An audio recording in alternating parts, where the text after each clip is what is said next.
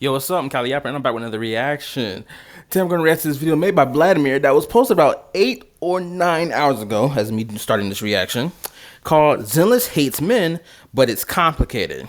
This video is 48 minutes long. I don't know how deep this conversation can be versus what it was already, how it already, is on a baseline, right? But who knows? He may bring up some interesting points, or maybe he'll just bring up points I disagree with off rip. But anyway, let's go ahead and get this reaction started, shall we? Make sure my quality is good. Okay, it's good. Volume. All right, let's start. Enjoy your players. As such, it is their responsibility. At the end of the day, Zenless is a mixed gender gacha game, and nobody forced them to do that. The people in charge decided to include men in order to draw in male enjoyer players. As such, it is their responsibility to treat male and female characters equally. For a long time now, there's been an ongoing narrative that Zenless Zone Zero hates men. Is that true? Kinda? Yes and no. It's complicated. It's most definitely a mixed bag. Because honestly, if they really did hate male characters, why the hell does Banyue exist? As a prime example. Why does Monoto exist for a prime example? Who? Panda as well. Like, granted, I'm not gonna lie. Yi Shongong's brother not being a playable character is fucking crazy to me. I still find that crazy. Because the way he was looking like set up, he could have been a playable character, but like it's just like the designs of like the NPCs in this game is like it's so good, especially for story important NPCs. That is like, man, these characters could be playable. But anyway, yeah, back to the point.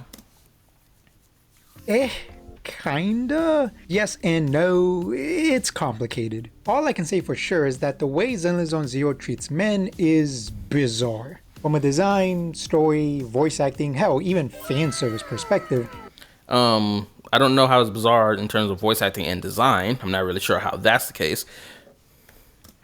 Bizarre. From a design, story. From a story's perspective, I haven't seen male characters get treated with disrespect at all. Even Monoto, the A-rank 4-star character, got respect put on his character, and we even dived into his character, along with Yadahari. So, don't know how it's bizarre in that fashion. But anyway, he may explain as we persist through the video. Voice acting, hell, even fan service perspective, they have equal, if that video was still crazy, by the way. When I saw that, I was like, bro, they got my guy caught at 4K 1000 looking crazy. Anyway. Design, story, voice acting, hell, even fan service perspective, they have equal, if not better, treatment than the female characters. But from a gameplay standpoint, they continue. Wait, they got better treatment than the female characters in these aspects? I don't know about that. Better treatment. That's that. I disagree with that off rip. Because if that's the case, that means Miyabi and how they handle her character is abysmal. No. By definition, right? What about Bernice? Bernice literally was a fucking meme during the first year of the game. She was such an infectious meme across social media. There has not been another character in Zenless Zone Zero that even comes close to what Bernice did. Shoot, there's no other character, I would say, in modern gacha games, from Genshin, Star Wars, Wuwa. I'm not going to mention Art Knights Infield because Art Knights Infield just came out, so it's not really worth mentioning. I know Dual Knight Abyss came out already, so I got to count them. What's another game that came out? I can't count NTE either because I know that game just recently came out. So among these games, right? Among these gachas, there has never been another character that has infected the internet the way Bernice did. Dead ass. I can't even think of one that did anything near what Bernice did. Now, I will say this right now. There's this phenomenon going on with Phoebe from Wuwa. Don't know how that got started, but it just came out of nowhere. I'm getting freaking AI chibi Phoebe on my fucking recommendations. And I ain't gonna lie, the videos are cute. But like, I don't know where this phenomenon started. But again, I will still argue that what Bernice did succeeds what Phoebe did. But anyway, that just, shows the treatment of female characters in the game, being the same, if not better, than what male characters get in the game.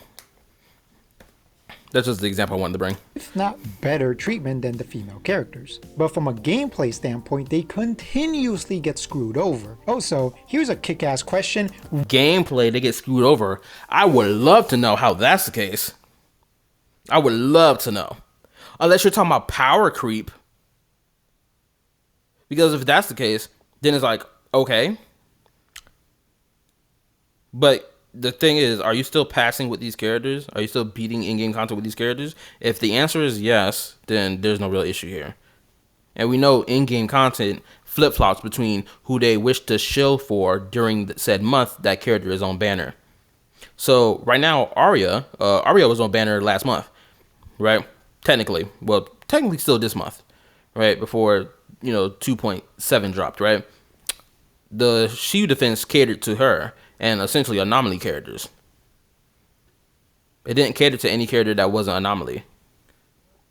So it's like, even the power creep conversation is like, it kind of flip flops between who it favors, who it doesn't. Like season 2, for the most part, favored attack units and rupture units. And we have a handful of characters who are attack units who are both female and male characters. Standpoint, they continuously get, and we have a handful of rupture units that are in between male and female as well, in terms of like the DPSs. Better treatment than the female characters. But from a gameplay standpoint, they continuously get screwed over. Also, here's a kick-ass question. Where are the men? Post-launch, almost 2 years later, Zenless has only released an additional 7 male characters compared to the 27 female characters, almost 4 times. Yep, that's to be expected from a gacha game, honestly. Right? This isn't like Love in Deep Space, right? This is to be expected. Right? Hey, because majority of gacha games are played by males versus females. In particular, especially if the gacha game is promoting more cute anime girls in comparison, because, cute anime girls sell. And this isn't to say male characters don't sell, because, Finon exists, for crying out loud. The nigga fucking broke the bank. But the reason he broke the bank wasn't because of how every other male character breaks the bank. He broke the bank because, one, he's a legacy character in Hoyoverse. That's the biggest thing that's carrying his ass. That's why he made so much money on. Right? Honestly speaking, let's be fucking for real. Because niggas' theories about Finon and his role in the story and whatnot was on 200%. And then for it to be confirmed in the story, especially how version 3.3 ended story-wise, is like, bro, something's big gonna happen to this character. Because they've been teasing it this entire time. And, Flame Chase journey, no different, is similar to like not Honkai Star Rail, Impact Third's Flame Chase journey, right? Again, legacy character, Finon, and is another version of like Kevin Keslana, right? So it's like, that's why he made so much fucking money. And also because Star Rail releases a whole bunch of male characters, and their male characters do look good off rip. Let's not act like these niggas don't. These niggas are saucy. They literally just released a new male character. That nigga Ashervale, right? I ain't gonna lie, that nigga's animations are tough. But this nigga's a goofball of a character, that's what damn sure. But lightly, he's not making nowhere near as much money in comparison to Silverwolf when she drops next month. Deadass. Because she's going to be the anniversary character. And, of course, she's going to shake up the meta being an electric elation character. Right? So it's like, oh my goodness. She will be making money. 27 female characters. Almost 4 times more women than men. Before talking about the actual treatment, I want to make something perfectly clear. I have no problems with a gacha game being a waifu game. If the developers want to only release female characters, then by all means do that. I would still play Zenless even if it only released women. Say the line, Bart! I've been playing gacha games since 2012. I've played waifu games in the past, and I will do it again if they catch my interest. But as someone who enjoys both female and male characters, I despise when a gacha pretends to cater to male enjoyers. I especially hate it when it comes to Zenless because it genuinely has some of the best men I've seen in a gacha game. Granted, that's a very low bar. If you started playing Zenless post-launch, you may not know this, but during its marketing campaign leading up to the official release, Zenless heavily featured the male cast. Specifically, they pushed Billy and Lycon. Billy Heavily featured a male cast and then proceeds to mention 2 characters. Okay. I think what would be more accurate to say is that the 2 characters that they used to market their game before it was released were 2 male characters in particular, those being Billy and Lycon. Honestly, I would say more so Billy, because Billy had all these goofy animations and he's such a gag character, both in advertisement and in the story, right? I would say we hadn't gotten like an ultra serious, die-hard serious moment with Billy yet. We have yet to get something like that. That may happen soon. Who knows? I'm expecting version 3 to be the version of the Intellitron constructs, because I was spot on when version 2 turned out to be the season of the fucking furries and shit. What else was it? I think it was just furries. I think I called season 2 the season of the furries, because we had so many furry-esque characters throughout season 2. Right? And we're getting drip marketing these and Intellitron clankers is like a little bit throughout season 2, and now honestly, I hope season 3 is full of clinkers, or at least we get a handful of clinkers. But like, you get the point, right? But like, yeah, I feel like it's more accurate to say that Billy was more so heavily advertised versus Lycon was, in my opinion. I could be wrong. Someone can correct me in the comment section. heavily featured the male cast. Specifically, they pushed Billy and Lycon. Billy, Nicole, and Ambi were the first characters ever revealed, the trio becoming the faces of the game. This combined with Billy being a fun, quirky Dante wannabe with insanely energetic, fluid, gorgeous animations. So in fact, Billy is the 5th most popular character demo. I mean, yeah, of course it would be. 5th most popular. That's great. And again, I think he even got that because 1, new game from Hoyoverse is coming out. That's 2. That's 1. 2, cool character, cool design. 3, popping music, great character presentation as well. And like even his gameplay with him using guns for combat stood out, honestly. Energetic, fluid, gorgeous animations, he instantly became a fan favorite. Lycon was officially revealed during the first beta. He and Miyabi were the most popular male and female characters, and ever since, Lycon alongside Miyabi have become a sort of secondary mascot for the game. Did you know that they used him in 2 official collabs? The first was for an Ashton Martin car paint job. Also, Rena was there. The second was for a Coca-Cola collab alongside. Oh my goodness, bro. These niggas are literally hoeing us right now. I'm sorry, this is unrelated to the video. Bro, do you see the drip? Do you see the fit?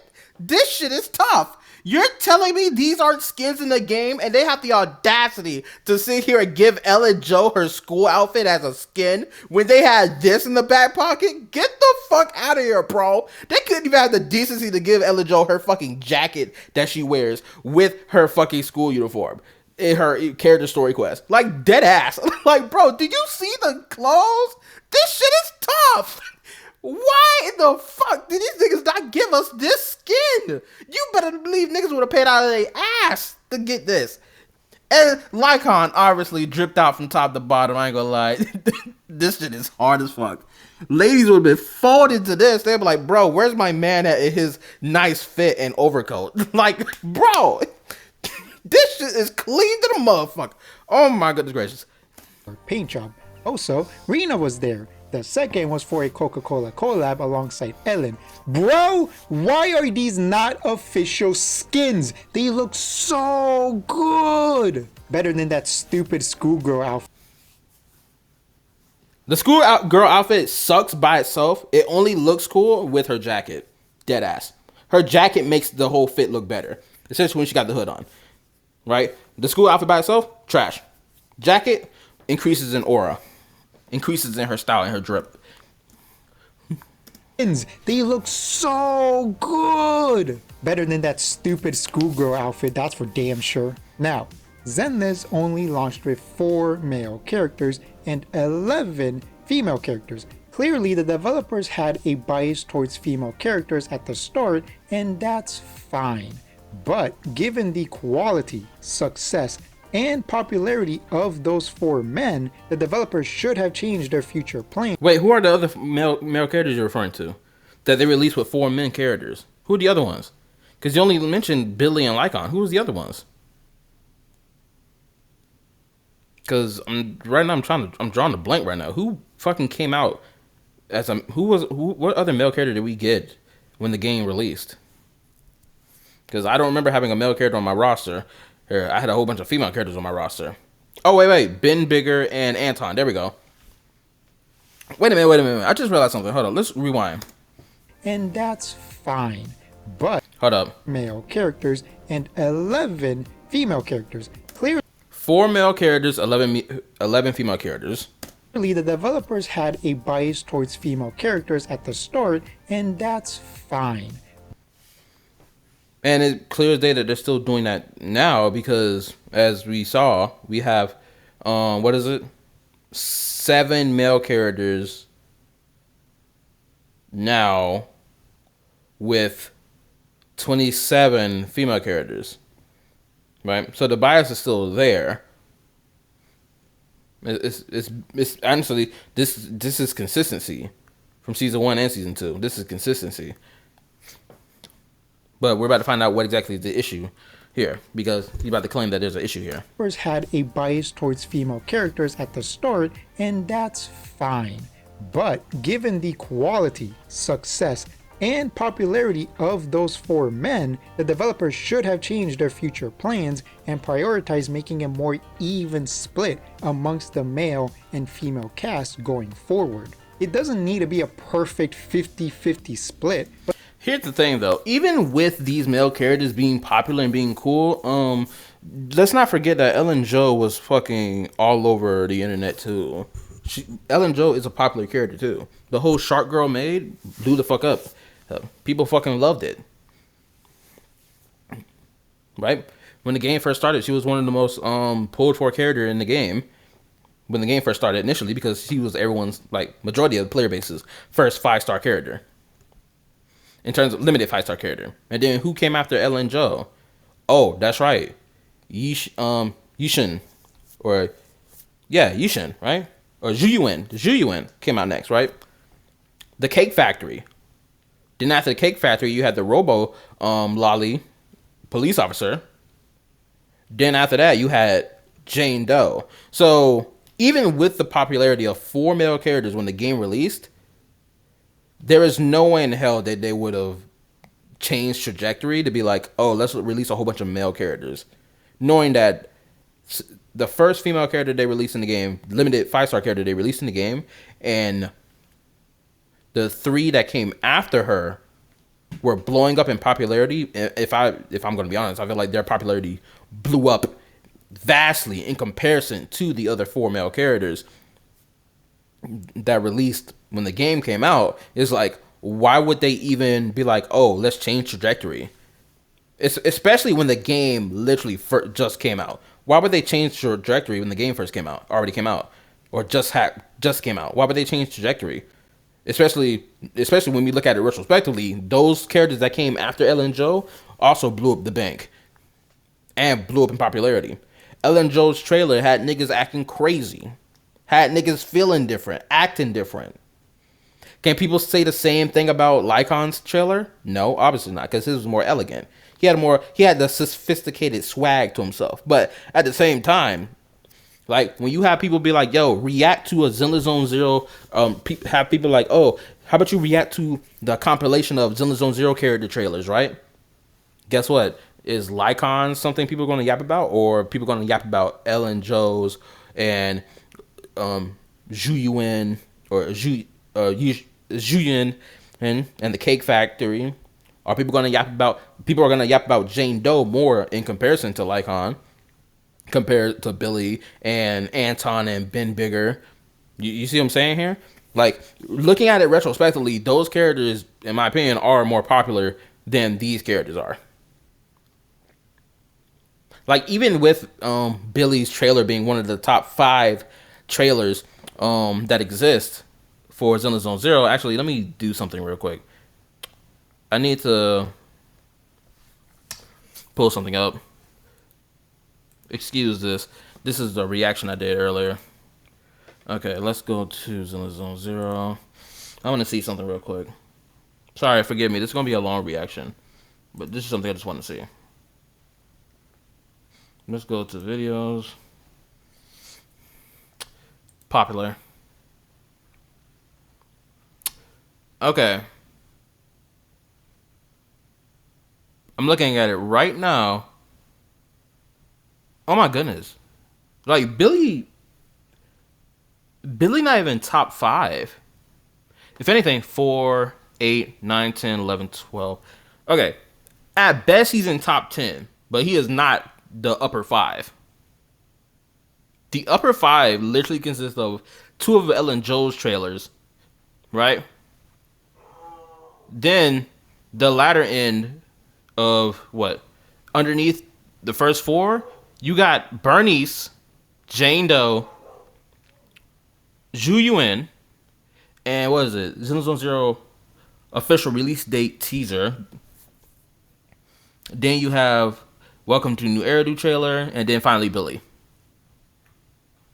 So even with this, I don't think Billy was the most popular trailer. Actually, let me look back at what he said earlier. Hold on, let me look back at that real quick. This ain't the dog on the guy for this take. I just want to go back to this and see what he wrote on there about Billy. Hold up, let me see if I can find it. I think it was around here, right? Being perfectly clear, I have no release female characters, then by all means do that. I've been playing gacha games since 2012. I've played waifu games in the past, and I will of the game. This combined with Billy being a fun, quirky Dante wannabe with insanely energetic, fluid, gorgeous animations. Okay. Fun fact, Billy is the 5th most popular character demo. Okay. So if we're running by character demo, okay. I should have read that properly the first time. Okay. By character demo, you have, Ellen and Joe, followed up by Bernice, followed up by Jane Doe, followed up by Zhu Yun, and then Billy. 1, 2, 3, 4, 5. Oh, okay, so it is 5. Okay, never mind. I was incorrect.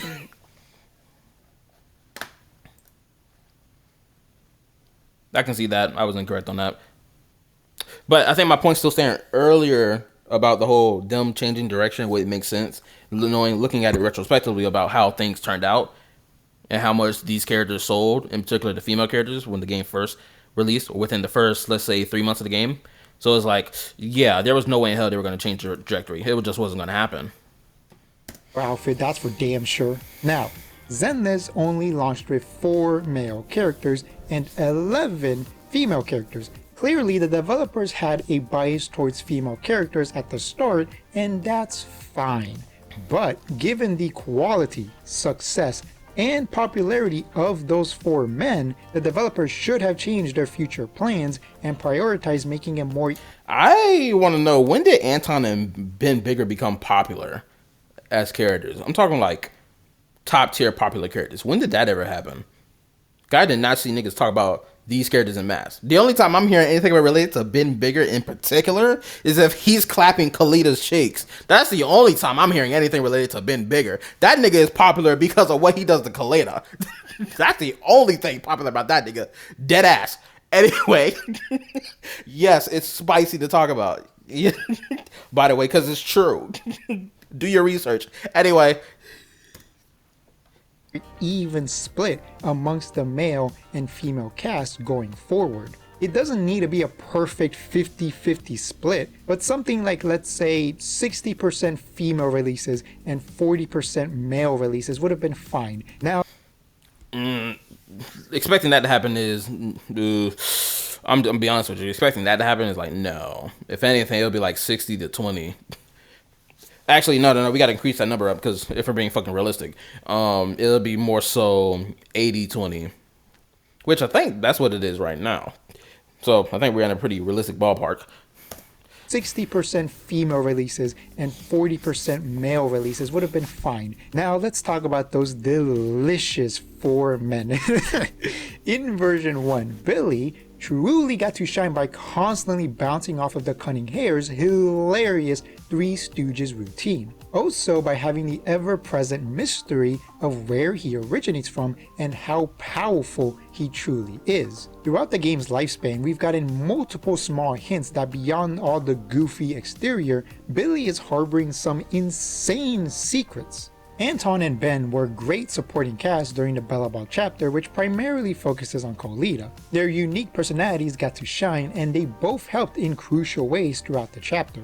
And of course, Lycon stole the show during chapter 3, the suave gentleman that would stop at nothing to help Phaeton in their mission to find and save Rain. And with a surprise reveal at the end of the chapter that someone hired him to watch over Phaeton in secret.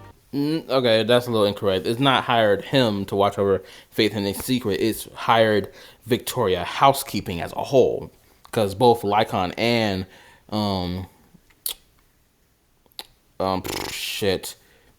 Rena were on the rooftop looking at Phaeton's home or store, being like, we gotta look after them.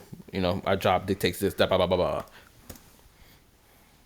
Surprise reveal at the end of the chapter that someone hired him to watch over Phaeton in secret.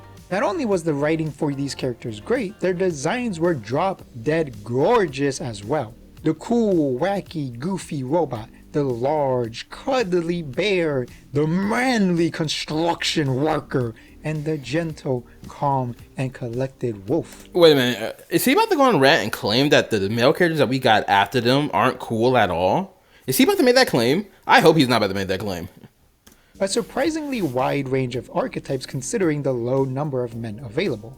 Due to the phenomenal designs, amazing writing, and heavy push in the early marketing, Zenless drew in a large amount of male enjoyer players. And these players were vocal. The popularity of Billy and Lycon was no secret.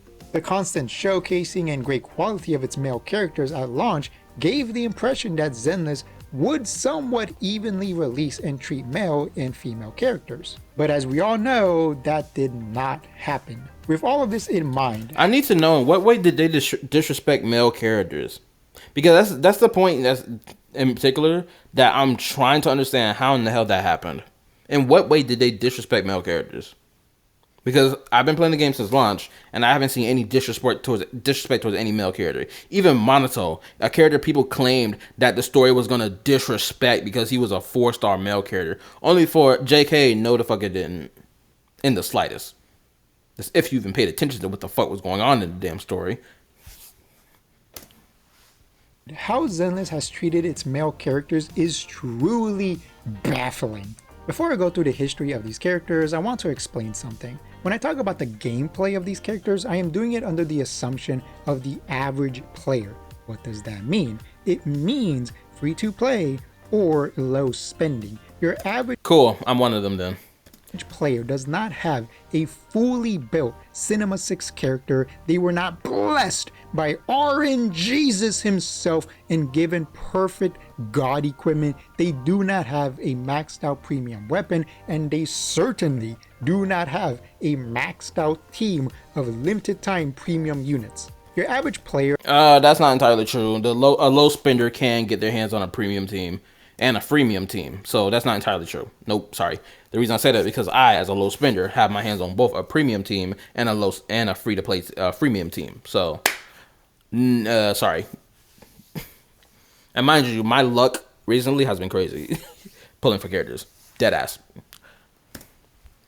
have a maxed out team of limited time premium units. Your average player has any given character at Cinema 0. If they really like the character and are really lucky, they might have Cinema 1 or Cinema 2 if they're extremely lucky. Their equipment has okay. I'm gonna say this right now. I got mad lucky within recent pulls over the year of season 2, right? For example, I pulled for Yishin, but I didn't go for a weapon. I think I won the 50-50 with Yishin. Then after that, I pulled for Yuzuha. I won the 50-50. And then I decided, let me try to pull for a weapon. And I got her weapon. Oh my god, it was crazy. Then after that, I pulled for Orphe and Magus. I lost the 50-50 and got the guaranteed. Right? Then after them, I had pulled for a copy of Monoto in particular. Because I wanted the copies of Monoto, so that's what I went for. So I got my boy Monoto. I think I got about like 2-3 copies of him and his weapon. So there's that. Then after them, I skipped Banyue, obviously. Before Banyue, I pulled for Lucia. I got 2 copies of her. I had got M1 and M2. Or no, I think I may have gotten M0 and M1. And then in like one temple, and then I think I went again, and I lost the 50-50 to Rena, and then I pulled again, and I won the 50-50 immediately, and got another copy of Lucia. So I think I have M2 Lucia right now. I'm pretty sure. I may have to double check. Right, I posted a video of me pulling for the character. You can just check it out on my channel. Just scroll down to like where I started doing some of my reaction content, you'll find it. But after her, I pulled for Dylan. I won Dylan. Jufufu was having a rerun at the same time. I pulled for Jufufu, got Jufufu. So I got Dylan and Jufufu within the same patch, which is great. I need both stunners. Then after them, I skipped Banyue, obviously. I pulled for Void Hunter, Zhao Guang. Got her, won that 50-50. Then I was like, you know what? I'm feeling a little spicy today. Let me pull for her weapon too. Guess what? I won the 50-50 and I got her fucking weapon. So, mind you, I need to clarify. Some of these instances, I did not pull for money. I didn't spend money at all. Some of these instances were just me throwing the pulls I had, and I won. Pure luck. So keep that in mind. Crazy. I ain't trying to brag. If anybody go get defensive about it, I'm not trying to brag. I'm just telling you how shit went, okay? Cinema 1 or Cinema 2 if they're extremely lucky. Their equipment has okay, decent stats. And if they have a premium weapon, it's only 1 copy, but more likely than not, they are just using a good free-to-play alternative. As for teams, honestly, it depends on the character and the player. If a character requires a team of premium limited time characters, your average player most likely will not have those characters when they release, but they might be able to get them on a rerun. This is true. But at the same time, you get your hands on 4-star characters rather easily in this game.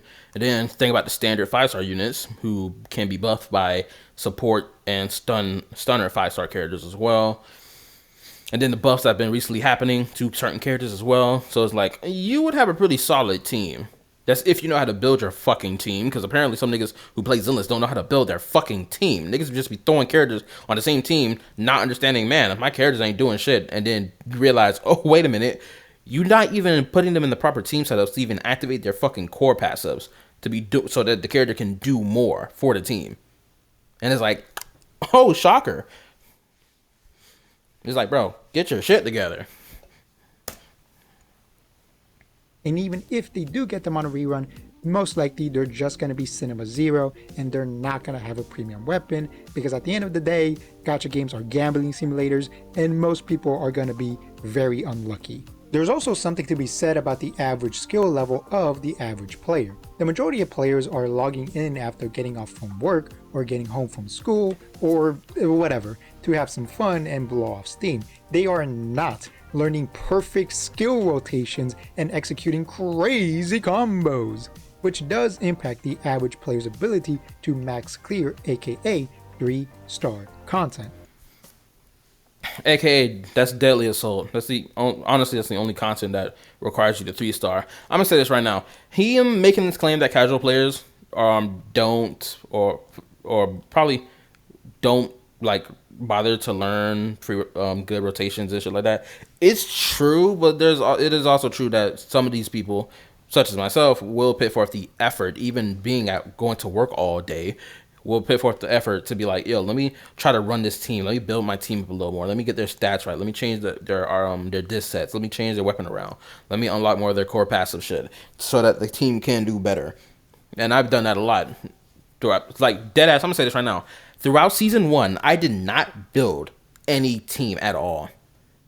It wasn't until I pulled Yanagi that I actually put forth any fucking effort to build an anomaly team. In particular, anomaly disorder team. So, and then, what's crazy is I left my Yanagi team alone for a good long time, all the way up to season 2. And then when season 2 happened, I was like, oh shit, I need to actually build my teams, because my teams right now are horrendous. I can't go into the in-game content like this at all. So I started putting time and effort into them whenever I have free time. And mind you, this is coming from a nigga who plays 5 gacha games right now and 2 non-gacha games. So I'm gonna say this right now: you can make the time. It's just whether or not you're willing to log in to do the time, right? Because I know a lot of days are like, man, I don't feel like logging in right now. I'll come log in another day. But like, it's up to you to whether or not you're gonna put in the time to build your team up. This is just that simple. The average player's ability to max clear, aka 3 stars. Oh, I should say this as well. For Deadly Assault, I've managed, because before I'm gonna say this right now, because when I didn't bother building my teams at all, and I just like pull for them, put them on the same team because they unlocked their core passives. I'm gonna say this right now. Since I did not build my team and didn't have them shits leveled the fuck up at all, when I tried to do Deadly Assault, I kept getting zeros. Then when I put a little more effort into my teams, I started getting 1 star, 1 star, 1 star. Had 1 star across 3 bosses. Then, guess what? Leveled up my character some more, swapped their teams around, changed around their artifacts a little bit more, or get a little bit of better artifact, this time the 3rd, because you know how to build your character properly and shit like that, right? Guess what happens? And then including with the buffs on top of that they've been giving to some of these characters, on top of that, I started getting 2 stars, 2 star, 2 star, 2 star. So I'm in my slow progression upward of getting 3 stars. I'm in my slow progression up that way. It's a slow progression, yes, but it's worthwhile. Does impact the average player's ability to max clear, aka 3 star content. The first post-launch male character was Seth in version 1.1, an A-rank character that was borderline useless. Sure, you could use him as a universal support, but he never offered anything that literally any other support didn't already offer, and dramatically better. His only True, but you don't actually explain what the fuck he does, though. That's my issue right now. You're not explaining what exactly Seth does that other characters do. You need to explain that. And I'm going to explain a little bit because pretty sure at this time when Seth was released, pretty sure he came out on the same banner phase as Jane Doe, right? Seth's whole thing was like increasing anomaly proficiency. And at the time, there was no real anomaly DPS character at the time, right? Until Yanagi came out and then followed up from Yanagi to, what you call her, a Miyabi, right? Those 2 were anomaly DPSs that came out. And Seth is a great slot in particular into Yanagi's team, right? To increase her anomaly proficiency, right? So to say that what he did provide was something every support character in the game provided is not necessarily true, because he was a defense character. He wasn't a support character, but I guess you can count stun characters, support characters, and defense characters all under the banner of support, technically speaking, right? But like, he did provide value to a freemium team, which consisted of Yanagi, Bernice, and him. Right? Shoot, I bet I can still slide this nigga into my fucking my Arya team right now with Arya and Suna. Most definitely I can slide that nigga into that team. It's gonna fucking work. Or if I slide him into a team with Yanagi, Yuzuha, and him, right? That's a solid team. Right? You see what I'm saying? To say that he doesn't provide value at all is not true. He provides, I would say, niche value. Again, someone could argue, tell me the more in detail shit what Seth does. Honestly, I could turn the game on right now in the midst of this reaction, but this reaction is gonna be a lengthy ass reaction if I bother doing all that shit. Honestly, His only real use was in a Jane team, but even then, there were better options for Jane. His gameplay sucked, but look. I don't know about his gameplay sucking. I actually enjoy his gameplay, honestly, especially if you know what you're doing to trigger his quick assist. I don't like how he doesn't bother explaining Jane's team at all. I feel like you need to do that if you're gonna like bring home the point of like, oh, why exactly this male character or male characters in the game were just bad or badly designed or just had less value in comparison to female characters. I feel like we need to explain what exactly he does in the team because he's meant to be a support character, right? Especially for a freemium team, he's actually pretty good. Offer and dramatically better. His only real use was in a Jane team, but even then, there were better options for Jane. What other character provided anomaly proficiency? Actually, I'm over here sitting here. About this shit. It's better to just turn this fucking game on. I don't know why the fuck I'm doing this.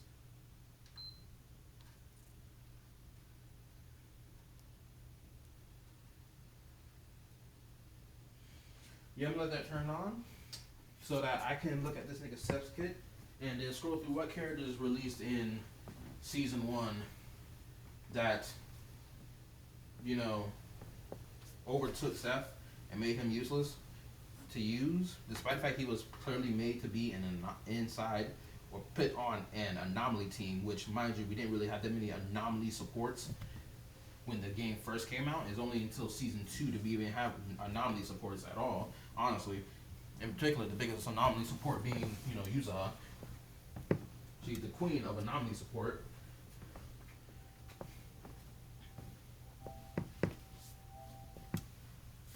Crap, the last game I logged into was fucking Art Nights. Hold up. Yeah, I was over here working on my factory. Oh, man. Alright. While that's logging in, let's get back to this reaction. Jane. His gameplay sucked, but luckily, he was great in the story. Although Jane was the main focus, he got a lot of screen time as well. We learned some of his backstory and saw him try his best to help out innocent civilians. And all of his interactions with Jane were adorable. Surprisingly, I agree. I call that nigga Seth. I refer to that nigga Seth as Midoriya from high school, from My Hero Academia. Hero of Justice, face ass. He was just trying to say flex in front of the hoes. I ain't gonna lie. Seth impressed the fuck out of Jade though. Dead ass. Nigga was on his Hero of Justice and shit. She was shocked. Y'all remember the face she made? She's like, She had such a cute and like vulnerable facial expression that you wouldn't think that she would ever make, but she did. Because, you know, your boy came to save the day. Sometimes it just take a little bit of that to win. I ain't gonna lie. Shoot, I need to start using that, honestly. I need to get into this game for real. Anyway, let's continue. surprisingly, he and Jane became a really popular ship within the community, still going strong to this day. As for his design, personally, I am completely neutral about it. I don't hate it, don't love it, but a lot of people love him in all of his... I like his fit, personally. I don't think there's nothing wrong with it. Especially when you look at all the other characters who are a part of PubSec, his design makes sense in context. It just makes sense. Because everyone wearing something different from each other, right? You got the standard police officers, and then you got these special police officers who get to, you know, design their fit with a little more swag, for real. His twink glory. And this... Wait a minute, what? Personally, I am completely neutral about it. I don't hate it, don't love it, but a lot of people love him in all of his twink glory. What about this nigga screams twink? This nigga got too much muscle on his arms to be considered a twink. Unless niggas consider fucking being, you know, having thin arms equivalent to that to being a twink. If so, niggas are weird for real. Having slender arms don't equate to being a twink. If that's the case, niggas better look at that nigga Sun Jin Woo different. Anyway, my Zenless just finished logging myself in. I'm going to look at Seth and what he provides, because that's the thing unique to him. Okay, he provides a shield that's his, equivalent to that's based on his attack. He initiates assist follow up, a quick assist or a chain attack that results in the creation of a shield, obviously, and then his shield, which is Shield of Firm Resolve, increases anomaly proficiency. The maximum when you go to level 4 is, I mean, not level 4, but F. When you max his core skill enhancements to F, it goes up to 100%. Then when it comes down to his core skill, right? If he's in the squad with someone of the same attribute or faction as him, okay, electrified hits and electrified. Oh, hold on. Here we go. It's called Basic Attack Lightning Strike. Electrified hits an enemy. The target's anomaly build up resistance to all attributes is reduced by 20%, and that's really good, especially if you're going against an enemy that is electric weak. So it's like if they have any resistance, or better yet, if you're going against enemies that have any resistance at all across any element, this is actually pretty good. And then it's like literally slapping Yuzuha on top of that shit. Right? Slapping Yuzuha on top of that is also going to be fucking diabolical. And mind you, this is coming from someone who has Yuzuha on his account.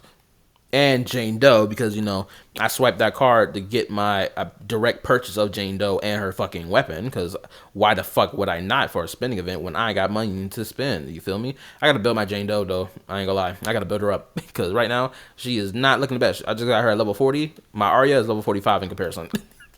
And I ain't gonna lie, in comparison, core passives, I got all the way up to D unlocked for Arya and C for Jane. And then in particular, when it comes down to, the basic attack, dodge and all that shit, I ain't gonna lie, Arya looking better in comparison. Gotta get my Jane Doe right. Simple as that. But like, hold up, where's Yuzuha real quick? I want to read her core cast of stuff right quick. Okay. So for her stuff, when it comes down to her core skill enhancement, let's see. She increases, she grants attack increase up to 40% of her initial attack, up to a maximum of 1,200, and increases the damage dealt by those with the effect by 15%. Okay, if Yuzuha's initial attack reaches 3,000, she grants a full bonus to all squad members, right?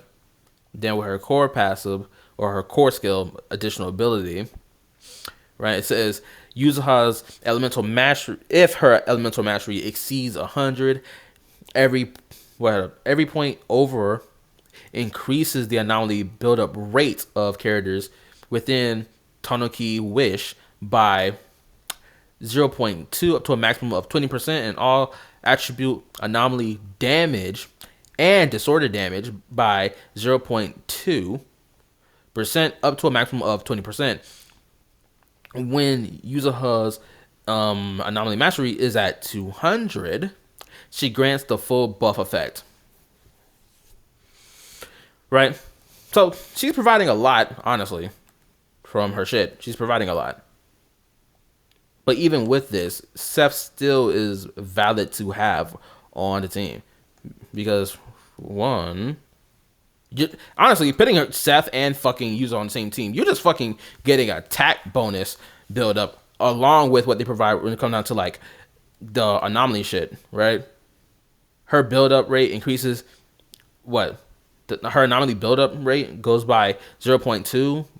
And then all anomaly damage and disorder damage increased by 0.2 as well, which, Yanagi wants to be on a disorder team, or she wants to be doing that shit. At least that's what I understand about Yanagi. She wants to be doing that shit. Again, Yanagi, Yuzuha, Seth is a solid combo. Solid combo. Even right now. I don't even know what other character I would even slap in that list. Okay, that's not true. You could slap in, what's her name? Give me a second. Um, shit. Astra, there we go. You could slap Astra on the team to get like the buff, the attack buff, and the crit damage buff. In particular, the crit damage buff, mainly. Anyway, let's proceed. Story. And this right here, problematic gameplay and great everything else, is the male character pattern of Zenless. Later released in the second half of version 1.3, and he is a really interesting case. We officially met him in the version 1.2 story, where he was an important... Wait a minute, he's just sat here and said problematic gameplay, great character. That is not the case for every male character, first and foremost. Problematic gameplay is purely subjective. Let's go ahead and make that clear now. So him saying that Seth's gameplay was problematic, it's just not true. That's subjective. His gameplay is fine. Mind you, this is coming from someone who's been using Seth since version 1. This nigga's gameplay is fine. Literally. And it's fast to get off as well. From the X special attack, along with the holding down the basic attack. Like, you got to do both of those things in conjunction to, like, what? Initiate the quick assist and shit like that. And chain attack. Well, not chain attack, but in particular the quick assist. Because he constantly spams those when you trigger that shit. But anyway, I need to know what's problematic. Because he's saying that this is a trend across all male characters. I need to know what's problematic about this nigga gameplay. I need to know what exactly is problematic about it. Interesting case. We officially met him in the version 1.2 story, where he was an important secondary cast member. We learned a bit about him, and we had a one-on-one showdown against a giant orangutan. His 1.3 release also gave us his story quest, where we learned more about him. And I mean, come on, look at him. Clearly, obviously, this is an amazing design. The only thing that would make it better is if he took off the jacket and was shirtless. Like, bro, this dude looks dope as hell in this picture. Imagine if this was his actual design. I'm just saying, he should take off the shirt. All in all, he has a phenomenal design and good story, but his gameplay is where things get weird. At release, he didn't have a lot of use. Although he's a good stunner, he was tailor-made for ice and fire teams due to his enemy elemental resistance reduction. The problem is that in version 1.3, Soldier 11 was the only fire DPS available, and she just wasn't good. Lighter was a nice upgrade for her, but it wasn't enough of an upgrade to really justify summoning for him. However, there was Ellen, who was an ice DPS, but Ellen already had a good team with Lycon as her stunner, and yes, you could run a double stun team with Lighter and Lycon, but the ice reduction wasn't enough of an upgrade to really justify doing that with Ellen. It was better to just use a more traditional support with Ellen and Lycon. He was great on paper, but in practice he had no true purpose. He had decent stunning capabilities, but why use him when you could use Lycon, Colita, or Ambi, characters that you most likely already had and already invested into. It was smarter to just use your existing stunners and save the summons you would have spent on Lighter for somebody else. However, with the release of Miyabi in version 1.4, I'm glad he's mentioning it because I was about to say something. he finally had an ice main DPS that he could support. Well, sort of. While yes, Miyabi did benefit from his ice reduction, due to her being an anomaly unit, she didn't benefit from his stunning capabilities all that much. Realistically, you weren't going to use Miyabi with Lighter. Instead, you were going to use Miyabi with Yanagi, or make a mono ice team and use Miyabi, Lycon, and Sokaku. It wasn't until the release of the fire attacker Evelyn in version 1.5 that Lighter finally truly had a purpose. Then the ice attacker Hugo released in version 1.7, and Lighter was no longer trapped to one team. He had some variety. Sadly, throughout season 2, he has suffered due to the fact that we got another fire stunner, Jufu Fu, and she was a tailor-made support for the shiny new Rupture class and new Miasma shield mechanic. Okay, hold up, no. My bad, I gotta look at my Drew Fufu.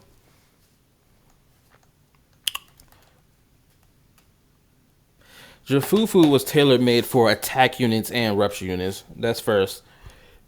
Jafufu is niche as a stunner because the main thing that people want Jafufu for is one, increasing the chain attack and ult damage. But on top of that, she increases. Actually, let me just read her shit out right now, because right now, as I'm looking through her shit right now, it says upon activation, all squad members gain the Tiger Roar effect. Crit damage increases by at max. It's what does it increase by max at? Increases by 20% at max. And when Jafufu's initial attack is greater than or equal to 2,800, every additional 100 attack further increases crit damage by 5% up to a maximum of 30. So essentially, you're getting a 50% crit damage boost. Right? That's what you're getting from Jafufu. Massive crit damage boost. Right? So she's designed for a niche team setup. She's not designed to be put in every team. Right? And then with her core passive, or her core ability activated, it says, when in a squad for attack or rupture, the maximum decibels for all characters in the squad increases by 1,000. When an attack or rupture character uses an ult, that character gains 300 decibels. In her enhancement, as I'm reading it right now, there is no mention of decibel recovery of any kind, or refunding, or even gaining decibels, or being given decibels off rip at the start of the fight. Right? This is Jafufu's main thing, is increasing crit damage and being able to refund decibels for niggas' ults. So she's a niche stun unit. Right? But just because she's niche does not mean that Lighter just became absolutely obso-fucking-elite. Like, no. Right? Let me look at that nigga Lighter real quick. Because, you know, you can view characters, which I love about Zenless Zone Zero. You can view characters in their shit. Him reducing ice and fire resistance is great. There's nothing bad about that. Gain a stack of elation times repeating agents ice and fire damage increases by 1.25%. When obtaining elation, if Lighter's impact exceeds 170, every additional 10 points of impact will increase the buff effect provided by the elation by stack of elation by an extra 0.25%. When any squad member launches a chain attack, it will refresh the duration of all squad members' elation. Elation can increase the ice damage and fire damage of agents by a maximum of 75%. So he increases these two element damages. Again, this is unique. This is the niche of him, that he wants to be on an ice and fire team, and he got that as time went on. Jafufu, if anything, actually, let me read his core passive, please. Who do you want to be on the team with? Actually, let me read that. Okay, when you're in a squad with an attack character or someone of the Shame faction. Okay, so essentially, you can run Jafufu and this nigga Lighter on the same fucking team, regardless if it's an ice team or if it's a fire team. Both characters have value in this scenario. Honest to God. Utter fire stunner Jufufu, and she was a tailor-made support for the shiny new Rupture class and new Miasma Shield mechanic. No, because the Miasma Shield mechanic, by the way, all it requires you to do is pop your ultimates to break it. It didn't say, oh, this character Jafufu is better tailor-made for it. No. They literally said that it was designed for all players across the game to be able to interact with, because it's based on, pop your ultimate, break the shield. Of course, you can still use Lighter in any team where you theoretically would have used Jufufu. By no means is he bad in those teams. Like I said, he's a decent stunner, but his main value comes from pairing him alongside fire and ice characters due to the resistance reduction And early on in version 2, we only had Yi Xuan as a rupture unit, and she is Ether. It wasn't until version 2.3 where we finally got an ice rupture unit that Lighter could theoretically support, and then we got Banyue into. I don't know why he keep mentioning support and not mentioning the attack units, because Rupture was not the only class throughout Season 2 that was getting favored. Literally, attack and Rupture were being favored the most. It was so much so, niggas were pissed that Anomaly was getting pushed to the side. Literally, this nigga's whole shit is literally core passive activates based on what? Being on the same squad as an attack character. And guess what happened throughout Season 2? We got a handful of attack characters. Did we or did we not? Yes, we did. Even now, we're still getting attack characters. Granted, about 2 of those attack characters do not match up with Homeboy's element type that he wants to be on. There's that. So, yeah. But at the same time, we still got attack characters. Even old attack characters were being buffed, for crying out loud. You know, fucking Soldier 11, which honestly I feel like Soldier 11 does better now. Especially my Soldier 11. Shoot, I was tearing through somebody's fucking stun daze bar, just eating their fucking health bar. So much to the point that I fucked up to when the timer ran out. I was like, oh my goodness, I fucking ate this nigga. Anyway. Rupture unit that Lighter could theoretically support, and then we got Banyue in 2.4, who's Fire Rupture that once again Lighter could theoretically support. However, because these characters are Rupture, it just makes more sense to use Jufu Fu since she is tailor-made for Rupture units. Again, this is misleading information because, again, as I'm reading, because I got the game open right now, Jufufu was made for both attack and Rupture teams. To constantly keep saying that she was only made and tailor-made for Rupture is not true when her literal additional ability, Aura of Authority, honestly, my girl deserves more aura anyway. It literally reads, when another character in your squad is an attack or Rupture character, the maximum decibels for all characters in the squad increases by 1,000. When an attack or Rupture character uses an ult, that character gains 300 decibels, aka refunded decibels. How is she tailor-made for only Rupture units again? The entirety of Season 2 has prioritized the Rupture class and Miasmic Shield mechanic. Again, he's not useless by any means, but I ain't gonna lie, this part right here is a lot of misleading information, especially for people who probably stopped playing the game before Season 2 or stopped playing the game when 2.0 dropped for whatever God knows reason, right? And this is misleading. This is just really misleading. I'm sorry to say. This is very misleading because I just proved to you why this is not true. The whole thing with the miasma mechanic, deadass, was a literally smear campaign on Zenless Zone Zero to sit here and make people believe that the game was forcing people to pull for Rupture units, only to find out that, oh wait, by niggas who actually play the fucking game, that these fucking quote unquote mechanics that force you to pull for Rupture, literally it states in the game to break the miasma mechanic, you literally just have to use your ultimate. They mention it while you're in combat as well, by the way. So there's not some hidden information. No, it's blatant. Again, this thing he's saying right now, this information he's saying is misleading. And this is going to be a lengthy reaction because I'm only 12 minutes in this fucking video. He has suffered. Harumasa was released in version 1.4 as a free electric attacker unit. Everybody got a free copy of him simply by logging into the game, but only him. You still had to summon for his weapon. The main story did not heavily feature him since it was focused on Miyabi and concluded the Bringer arc. He honestly wasn't even an important secondary member. He was just kinda there in the background. But he did get his own dedicated character quest, and it was one of the better character quests in my opinion. Great exploration of his... I agree. I do like his character story quest. I thought it was immaculate.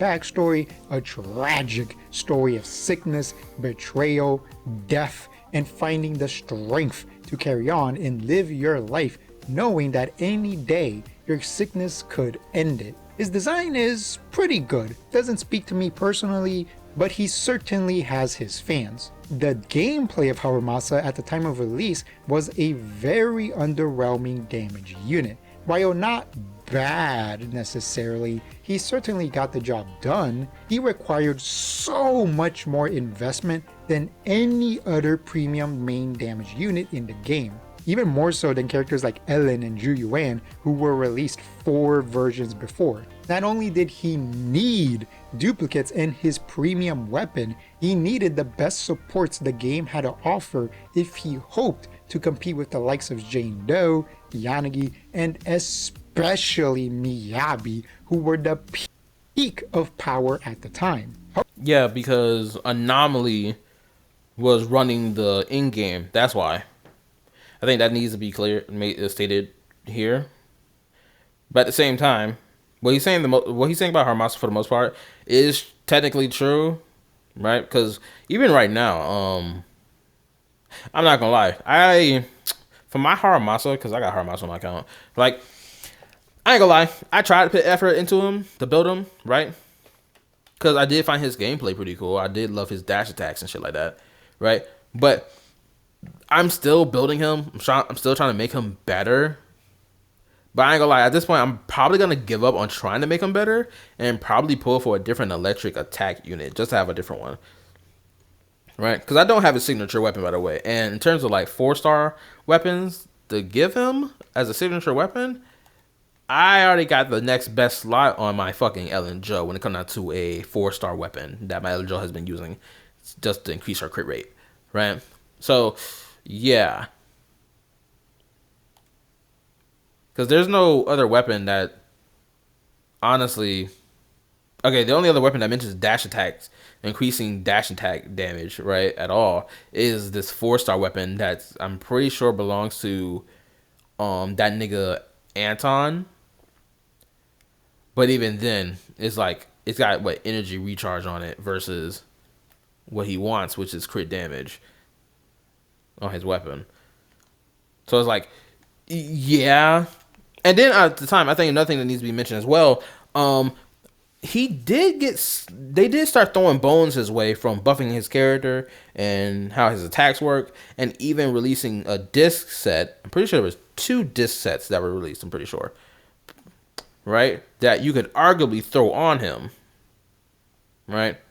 From there's the disc that people put on him, which is the Shadow Harmony, which increases aftershocks and dash attacks by 15%. Right?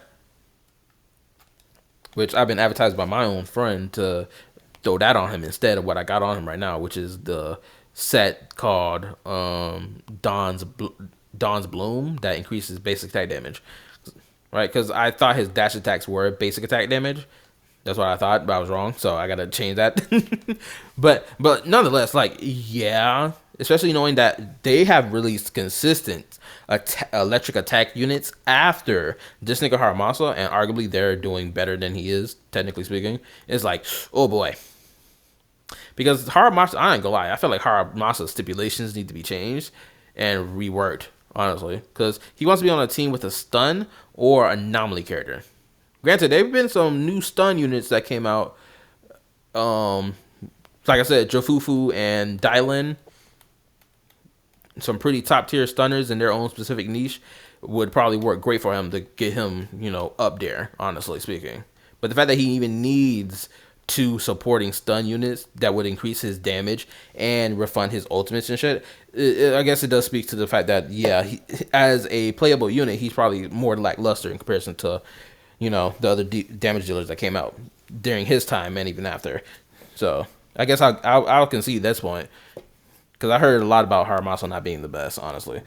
Especially Miyabi, who were the peak of power at the time. Harumasa at his strongest was equivalent to a mid-level Yanagi, if that even, and I specify her since they are both electric units. Again, you could. The difference is, though, Yanagi was an anomaly unit, Harumasa is an attack unit. Again, the meta favored anomaly over attack throughout season 1. So, yeah.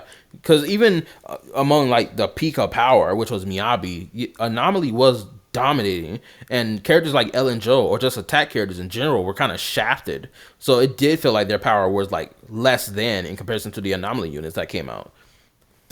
And I specify her since they are both electric units. Again, you could max clear content with him, but your average player would and did struggle to do so. Astra's release in 1.5 was a great. I think another thing that contributes to people who are casuals not being able to clear content with him is because a lot of people didn't understand how his shit worked, honestly.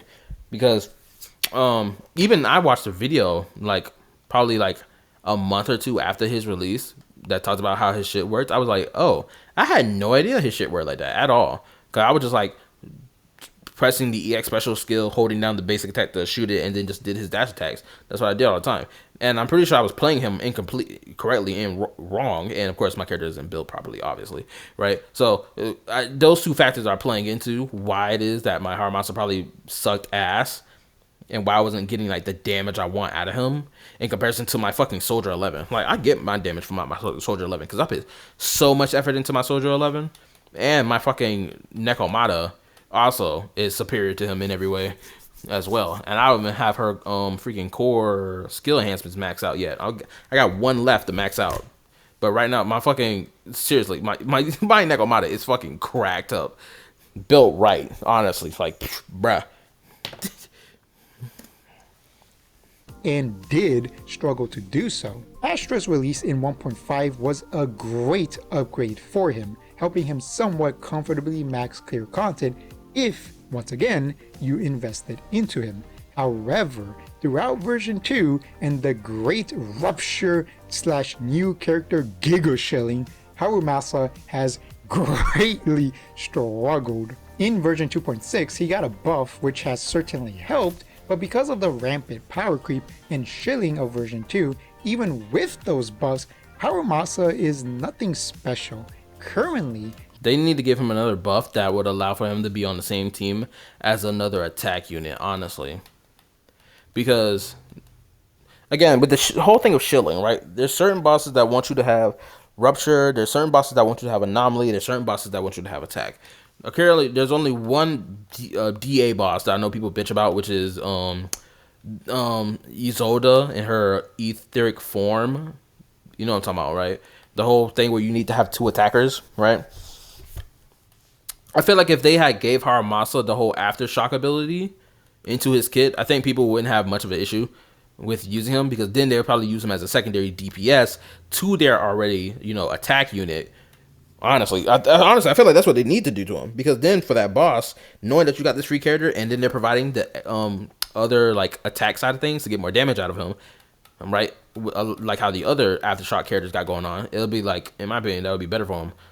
Honestly, I think people would bitch less about that boss, especially if they added the whole, if he could be on the same team as an attack character, stun character, and anomaly character.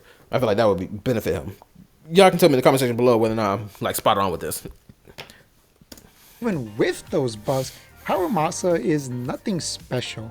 Currently, he is an okay DPS once again if you invested heavily into him and his current premium team. But the greatest tragedy of Harumasa is the fact that over a year after his debut, he has yet to receive his first rerun. That's right, if you did not get him in version 1.4, it has been literally impossible to get him. Players have been begging the developers to give him a rerun, but for some reason, they refuse to do so. I don't think it's a refusal. I think they just got other characters lined up, and he's just gonna be on that slot one day soon. It's just not right now. I think that's more accurate to say. Saying refuse to is a stretch, let's be honest. But all the characters that exist in the game right now, yeah, there's a whole bunch of characters that people want to have rerun. And honestly, in my opinion, I think they're going to go with the popular characters first. Like, for example, Ellen Jo. Pretty sure Ellen Jo had about 2 reruns already. Someone can correct me if I'm wrong. And then I know Sambi had a rerun. Vivian recently had a rerun. Jafufu recently had a rerun, despite the fact she came out, 2 months prior here, before her rerun. And then Yuzuha had a rerun as well, just recently. So it's like, you see what I'm saying here? Like, the popular characters are clearly getting their reruns first. Clearly.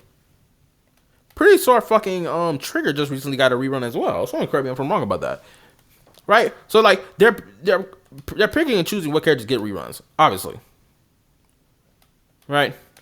It's pretty obvious, and I think it's maybe due to popularity and probably how much money on that character bring in for them to get a rerun. Honestly, I think that's probably what it is.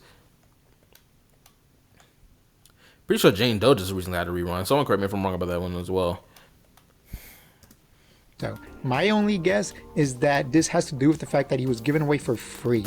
Because he was given away for free, they have this like weird thing going on with him where they just are going to make us wait a really long. Well, we can't. Okay, so if we're making this claim, we can't really say that that's a male character issue for him.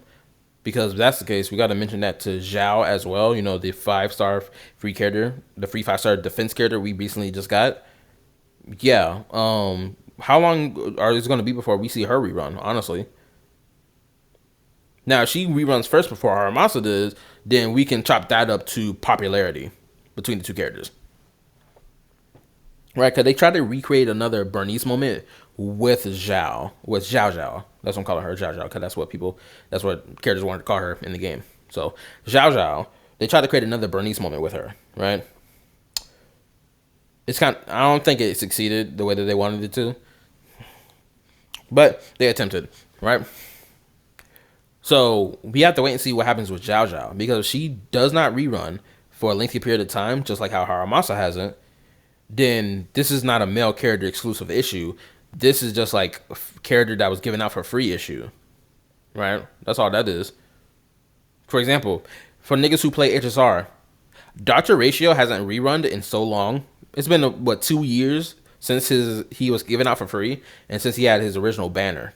I think it's been like 2-3 years since this nigga rerun. Pretty sure this nigga still has not rerun yet. Dead ass. Someone who plays HSR, correct me in the comment section if he has a rerun. He's been given a rerun recently, but I'm pretty sure this nigga still has not gotten a rerun, despite being a free character. Long time. Mind you, other characters that exist in the game, because Star Rail started giving out free 5-stars recently a lot, right? These niggas have rerun banners, and because honestly, these niggas get rerun banners first before that nigga ass do. Oh, my bad, I tugged on the cord. Anyway, so it's like, bruh, even Archer Emiya, the nigga the character that was given to us for free, his banner is still up. His collab banner is still up. That means I can get more copies of that nigga Archer Emiya just to make my nigga stronger than what he already is. Going on with him where they just are going to make us wait a really long time to finally get a rerun.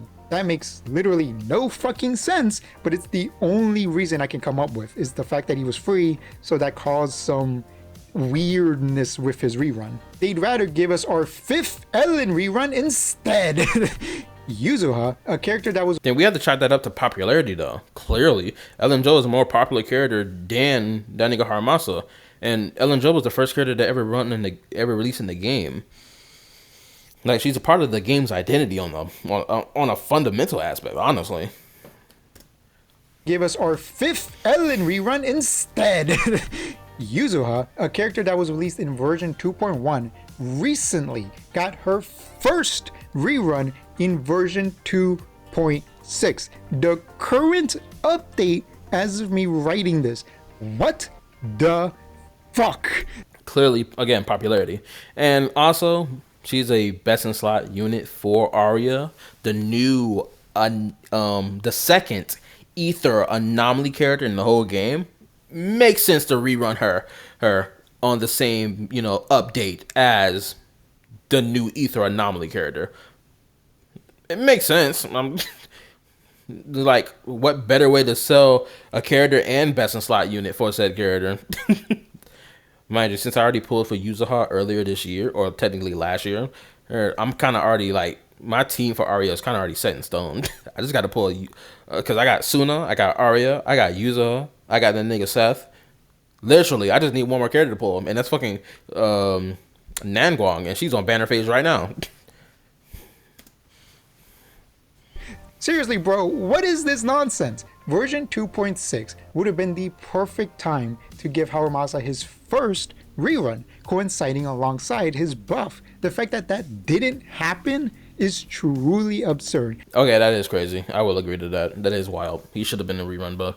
But yeah, they should have brought in that 3 character banner shit they pulled a couple months ago. Y'all remember what I'm talking about? Where you had Alice, Sambi and Astra rerun together, but on a 3 banner collective, right? They should have did that again for Harumasa and his buffs. That's what they should have did. Honestly, at this point, I genuinely have no fucking idea when Harumasa could possibly get his first rerun. But the thing is, that's not exclusive to Harumasa though. That's exclusive. That's inclusive to every character in the game. That's not a Harumasa exclusive issue. Being like, man, when is this character gonna rerun? Most players, especially casual players, do not know when a character's gonna rerun at all. Especially if they don't look at leaks, they're not gonna know. They're just up in the air. At this point, it just doesn't make sense anymore. I truly do not understand what is happening. Next up is Hugo, which is a very complex case. Hugo himself is the full package. Great design, amazing story, and decently powerful. He was the main focus of the 2-part Mockingbird epilogue. Decently powerful. I'm pretty sure this nigga is greatly powerful, especially knowing that most of his damage happens when he's doing totalize when the enemy is stunned. This nigga was out here. I saw niggas nuking bosses with this nigga's totalize shit. He was destroying niggas on the block, bro. Shoot, I promise you, if this nigga was released during season 2, he would been. I swear the end game would be favoring him too. Shoot, and slap on the whole. Pit this nigga in the same team with another attack character as well. Oh yeah, this nigga would have been blowing shit up. Actually, now that I got fucking the game open, let me look at Nangguang's buff. What? Oh shit. Let's look at her right quick. I need to see what her additional ability can say. So okay. So she wants to be on the team with an anomaly character or another character that's a part of the same faction as her. Okay, so never mind. Not with you. But let's continue. Let's go back in time. Okay, this nigga, what he want with his additional ability? He wants a stun character or a character who shares the same attribute. Okay, that's fine. We had cool great niche stun units release.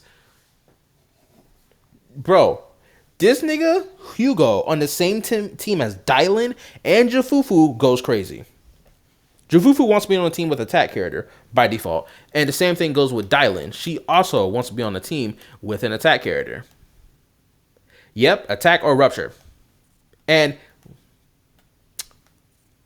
like I said earlier, with what she provides, she allows for niggas to do ultimates while in the midst or after a chain attack, or during or the next after a chain attack. Right, that what she does. That what Dylan does. Jafufu increases crit damage.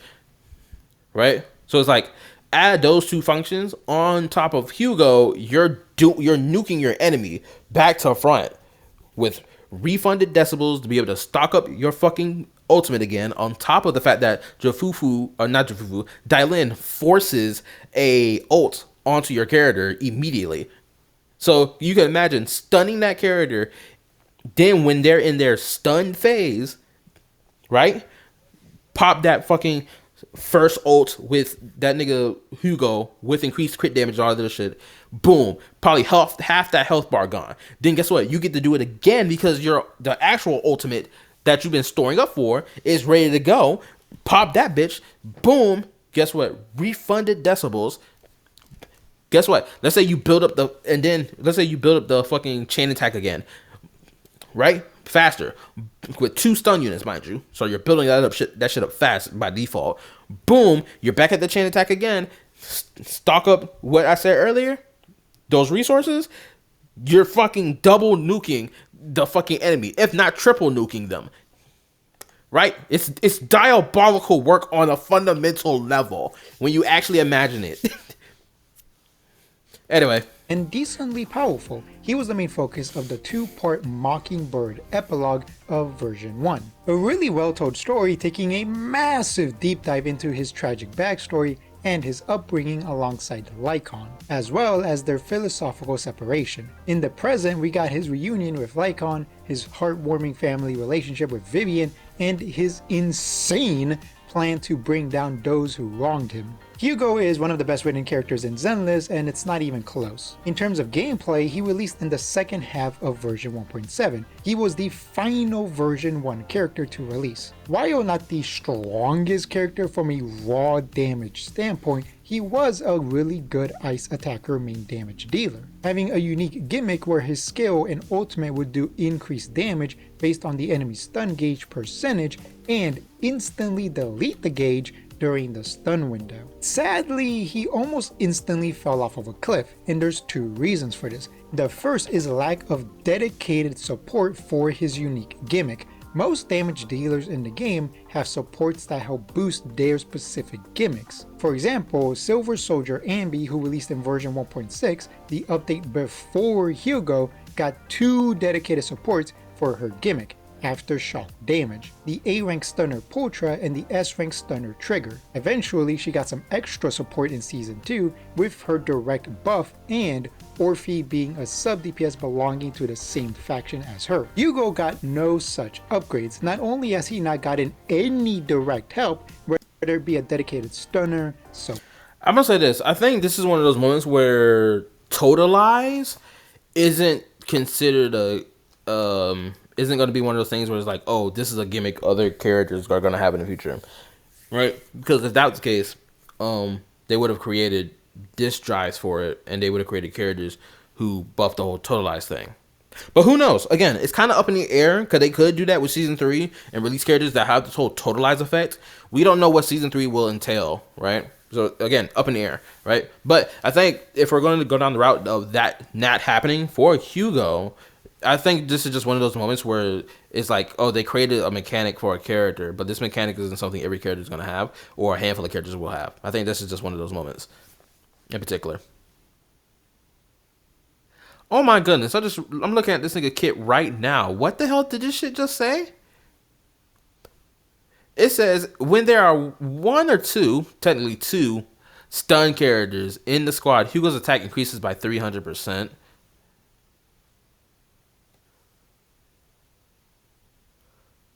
My bad, I'm just looking at his shit right now, and it's fucking crazy.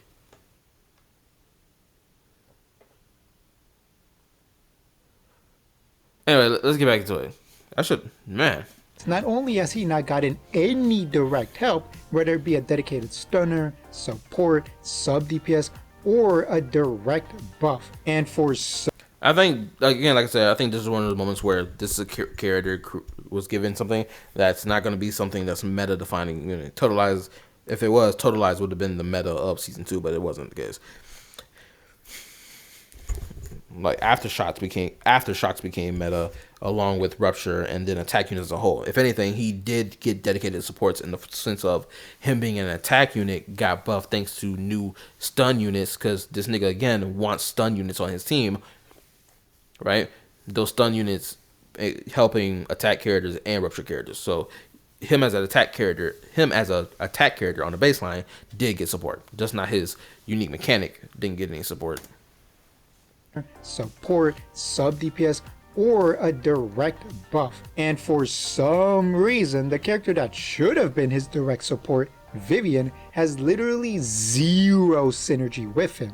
For some reason, she's an anomaly sub DPS, and while she's really good in that role, she has no place in a Hugo team because of that. Which is bizarre, because not only do they have the story connection, they belong to the same 2-person faction. Here's the thing, though. We have other moments like that in the game where characters who you think would be on the same faction as each other or same team build-up as each other just can't be on the same team as each other. This is not unique to Hugo, per se. Right? This isn't unique to Hugo, per se. For example, like Yatari. Yatari wouldn't want to be on the same team as, let's say, Monoto, despite the fact they're from the same faction. Because Yatari wants stun and support characters, right? That's how you activate her additional ability. Monoto can't fit in that team, and Alice can't fit in that team, despite the fact all 4 characters, those being Alice, Yuzuha, Monoto, actually technically 5.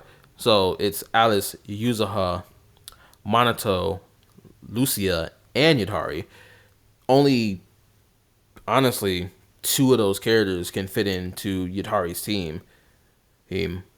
But one of those 2 characters supports anomaly characters, not Rupture characters. You see what I'm saying? So technically, only one character out of the entire faction of the Spook Shack benefits Yadhari versus the rest of them, right? So again, this is not something that's exclusive to Hugo. This is something that's been in the game for a while. If I have to go back in time to, let's say, an older character, here go another one, right? Actually, no, this one doesn't count technically. These two actually go together. Let me see. Nope, these two go together.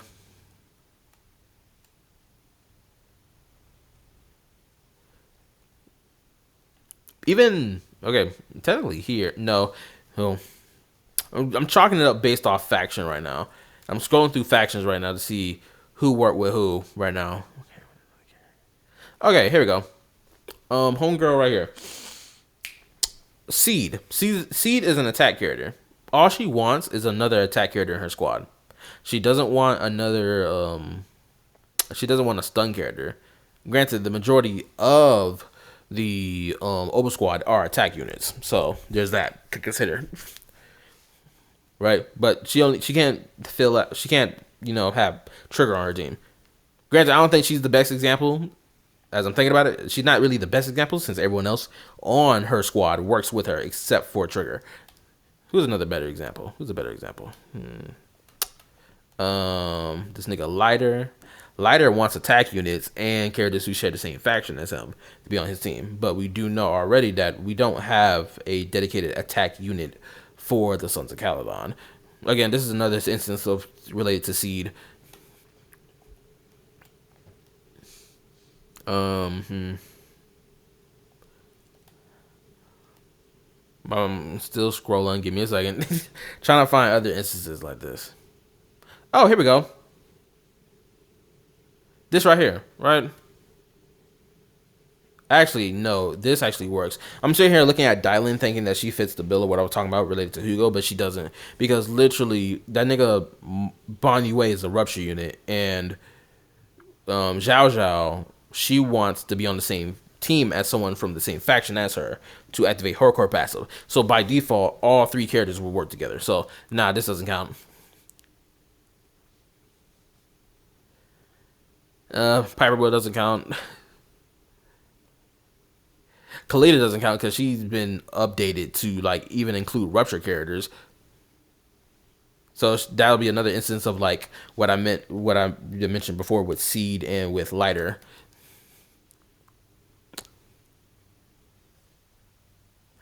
But for Homegirl here, nope. Even Ellen Joe doesn't fall into the same category with how Hugo shit is. Because she wants to be on the team with a stun character, a character who shares the same attribute as her, and same faction. So literally, she encompasses a whole bunch of characters, including her own fucking team by default. Let's see. Yep, same thing goes for Nekomata. Okay, so apparently a whole bunch of characters are fine with same team, being a part of the same faction, or same same attribute as each other. Or class, right? So everyone else kind of fit in the fucking bill for their squad.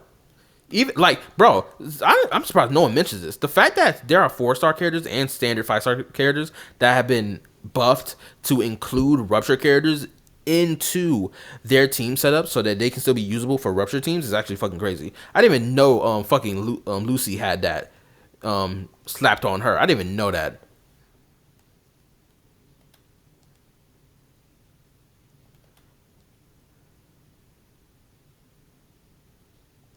Yeah. Yeah, without a shadow of a doubt. Yeah. This is seeming to be a specific issue to Hugo, because even if I think back to other team setups, right? Even for like Yidhari, not Yidhari, but Yishin, right? Yishin wants to be on a team with niggas who are stun, support, or defensive characters. Literally, the entire faction of Yunquei Summit consists of characters who are both stun and support, and a defensive character. Dead ass. For the majority of them, except Yishin,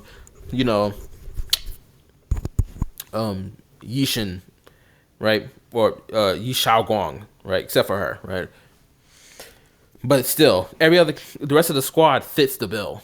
So it's like, bruh, yeah.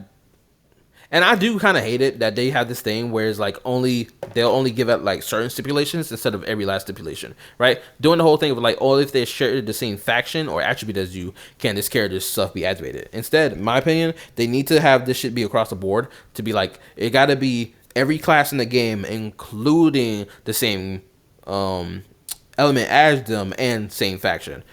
Just do that, because then the character can be used in every fucking team setup, right? But I understand they want to make niche team setups and certain characters to work with certain other characters. I get all that. But as of right now, as I'm scrolling through the list, I did not find another character that's having a similar situation to this nigga Hugo. In particular, especially among attack characters. Story connection, they belong to the same two-person faction, Mockingbird. Usually, characters that belong to the same faction have some sort of synergy with at least one other member of the same faction. Currently, as of me recording this, the only other faction that only has two characters is the Stars of Lyra, which has Astra and Evelyn. The difference is that those two characters actually have perfect synergy with each other. Astra is an amazing support for Evelyn.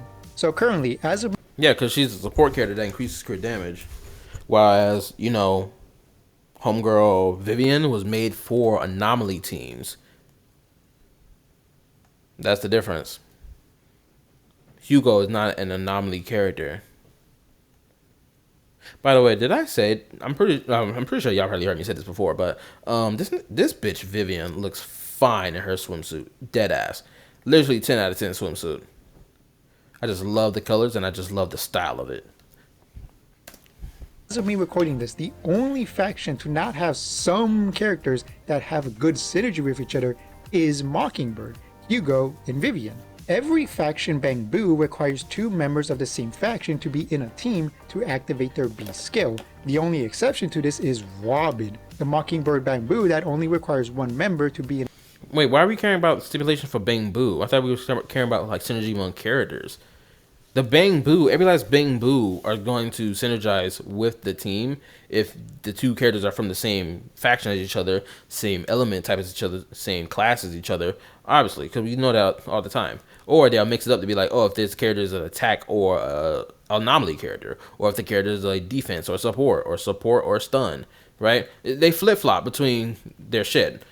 So it's not like just like, oh, every last one of them is like team, or they got to be a part of the same team as each other. Recording this, the only faction to not have some characters that have a good synergy with each other is Mockingbird. The fact that he mentions Mockingbird and not the Spook Shack is kind of crazy.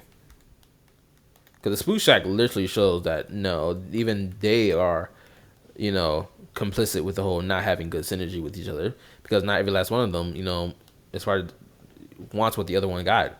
You got two characters who are designed for anomaly. Then you have two characters who are designed for rupture and supporting rupture. And then you have, of course, the only male of the group be a rupture DPS who synergizes with the support of his squad, but he doesn't synergize with the support character who is meant for anomaly, nor the DPS that's meant for anomaly, nor the rupture DPS that's meant for rupture, right? So it's like, yeah.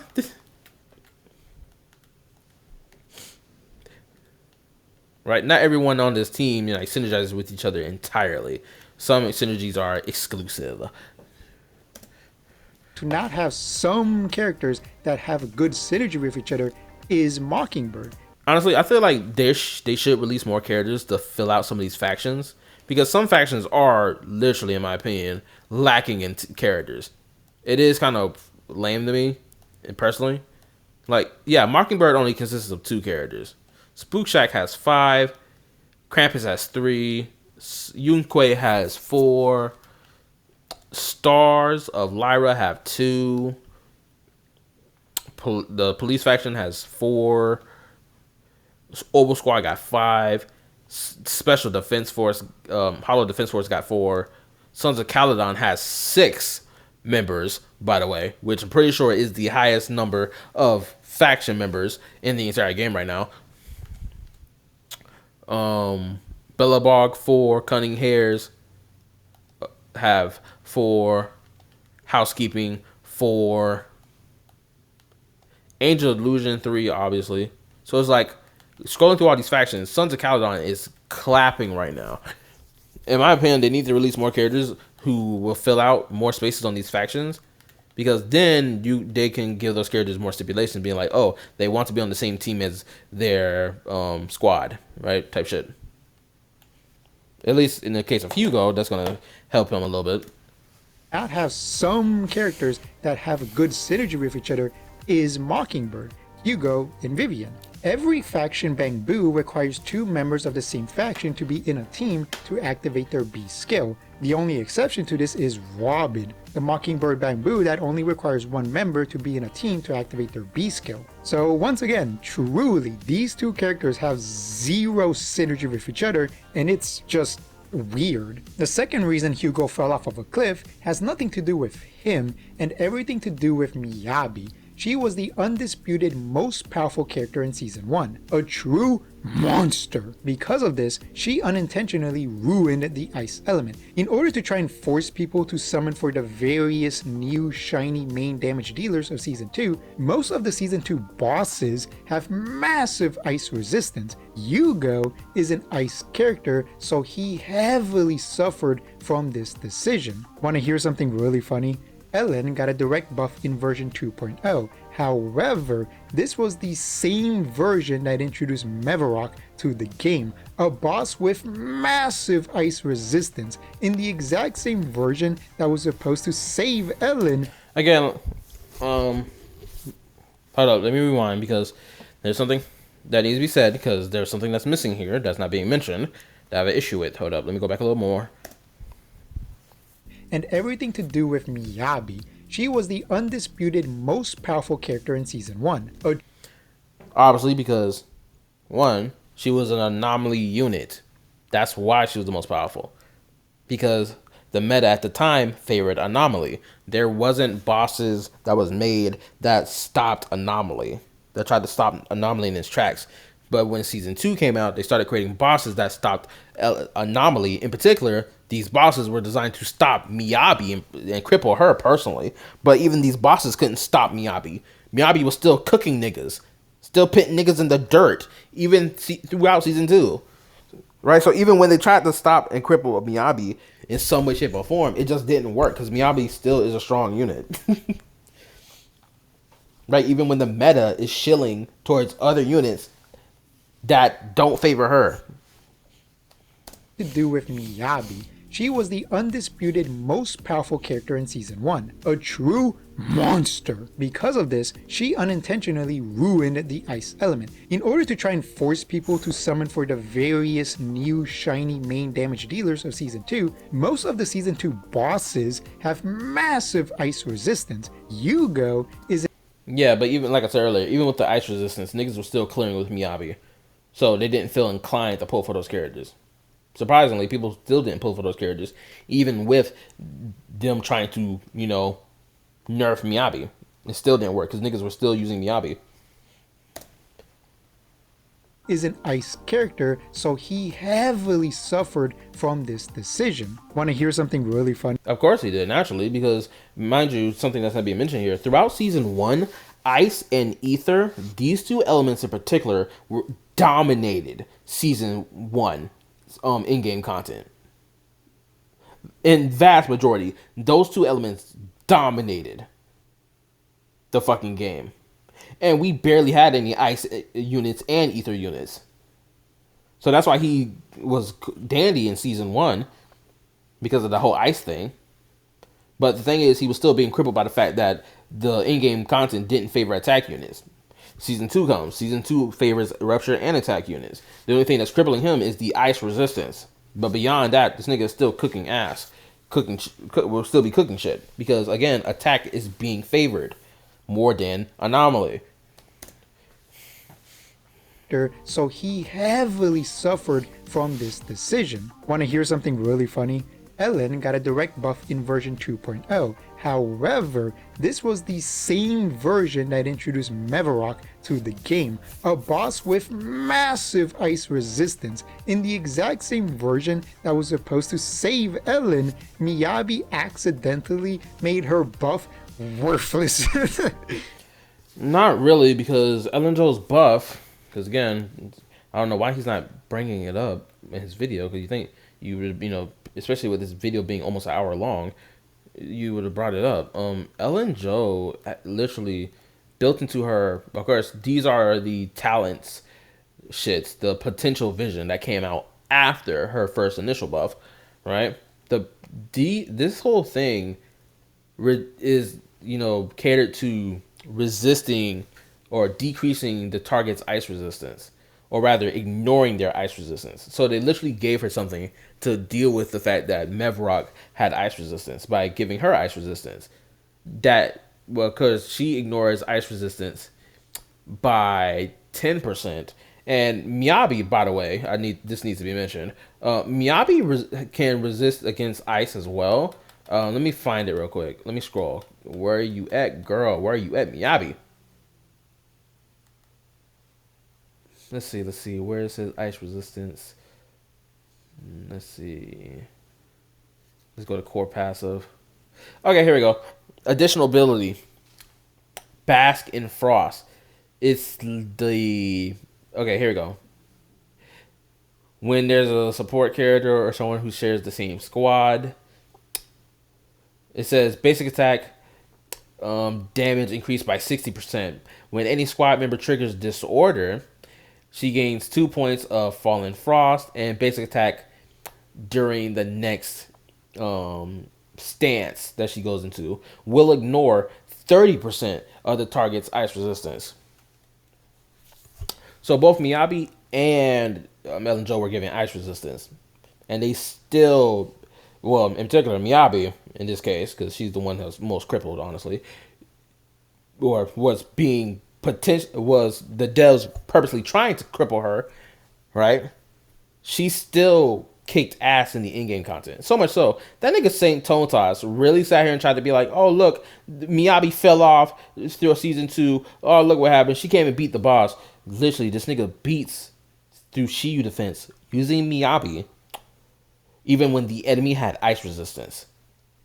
He still beat the boss, by the way, using Miyabi. And he therefore went on to bitch about the fact that he won and cleared it with a good record of 1 minute or some shit. It's like, bro, what are we bitching about? The sad truth is that there is nothing inherently wrong with Hugo's gameplay. He's actually a very unique, fun character to use, but because he belongs to the same element as Miyabi, and he has yet to receive any direct support for his niche, he kinda sucks. So as I was editing this video, I remembered something about Hugo. Originally, in his first beta version, he had access to aftershock damage. However, in future versions of the beta, and eventually when he fully officially released, they removed that completely from his kit. He no longer had access to aftershock. This is important because that means he no longer had access to Shadow Harmony, an equipment set specifically tailored for aftershock damage. This dramatically lowered his full power potential because we can't really say full power potential because he was in beta, and his full power potential is what is the full package that comes out, not what was in beta. I can't really call that full power potential, unless he had that when he was released and then they just randomly removed it off of him. That would be, crippling his potential. Not, he had something in beta, they removed it before his character released, and then now, they crippled his character. No, because he wasn't even a finished product during beta. He was in testing phase. But I will say this, if they do decide to buff his character, which more than likely they probably will do that, seeing as they've just recently buffed Harumasa, right? And they buffed a handful of other characters as well, who are both limited and standard characters. I am inclined to believe that they will buff Hugo. And who knows, maybe the future characters we get, they may cater to this totalized thing. Again, it's up in the air. But the buff thing, more than likely, they probably will give him a buff, honestly. especially with the aftershock shit. Because imagine him being on the aftershock team along with 2 stunners. So he would have the aftershock, he would have the 2 stunner shit as well. That helps him more so than the other character, right? It would be great, honestly. And then let's say they throw in the whole him being on the same team as another attack character as well. Golden, he'll have a whole bunch of niches to fall into, honestly.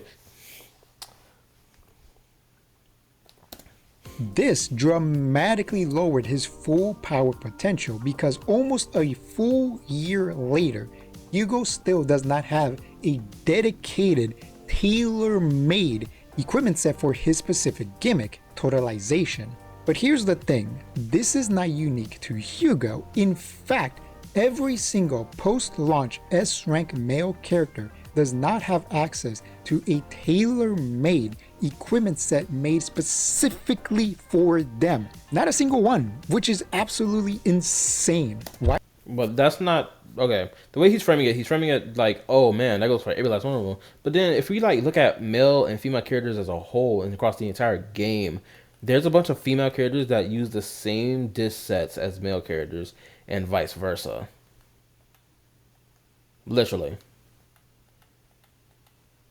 So like what are we talking about here?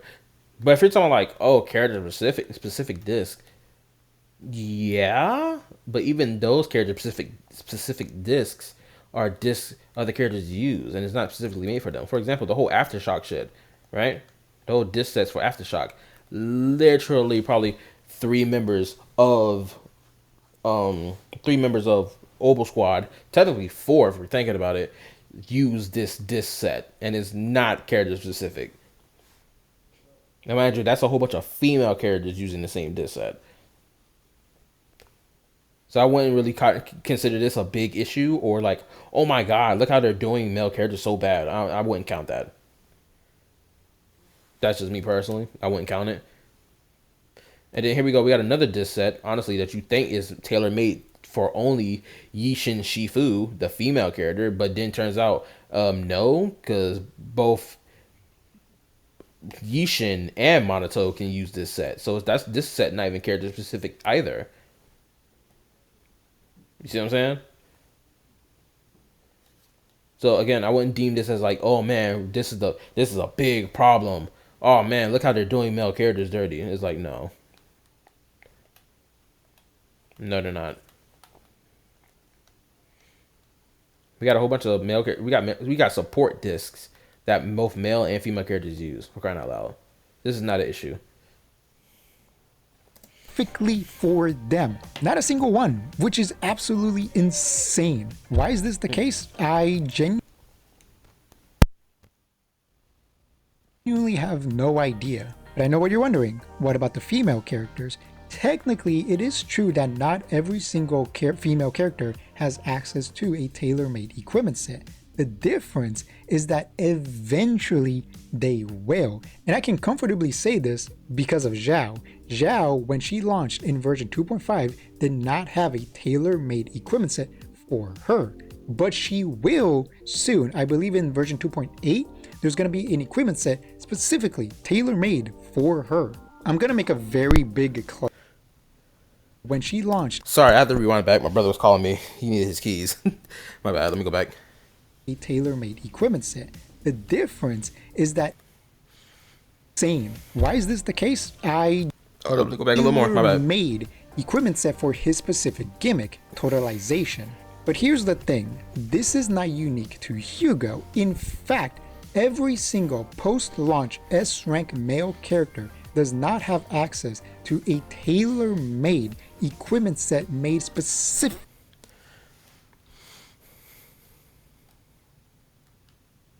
Again, I mentioned earlier, this is not something unique to only male characters. Female characters also have this going on with them as well. For example, Yuzuha is literally using a fucking energy disc. And, honestly, Vivian's discs for her build. Again, this is not unique to male characters.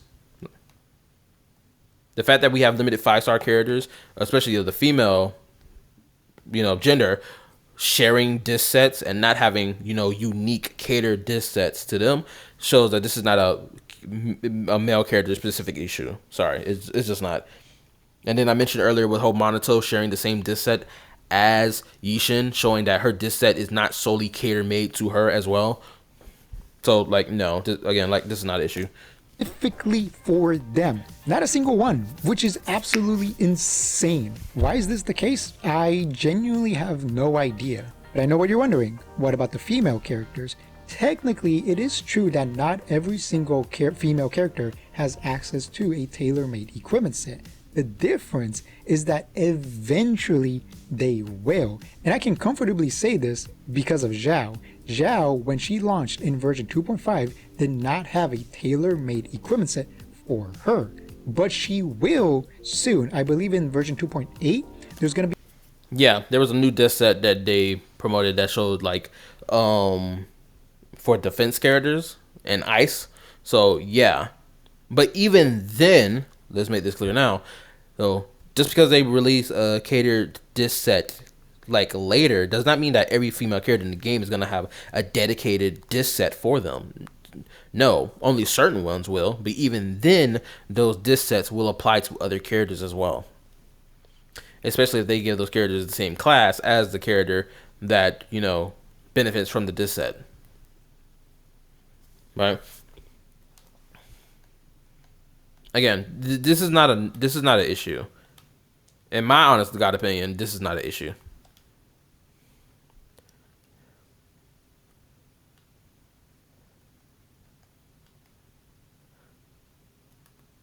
My bad. I'm scrolling through all of the attack characters right now, just to see who's sharing disc sets. Like, honestly, I'd put this nigga Harumasa. Harumasa shares disc sets with Ellen Joe. Now, certain characters, specific characters, have disc sets catered made to them. For example, obviously, Yi Shunguang, she has a disc set catered to her and her only as of right now. But knowing the stipulations of it being like, having physical damage plus ether veil shit. So if there's another physical unit that's released in the future that wants to also have ether veil, then of course it's not going to solely benefit her. But again, we have to wait for that to come and go, right?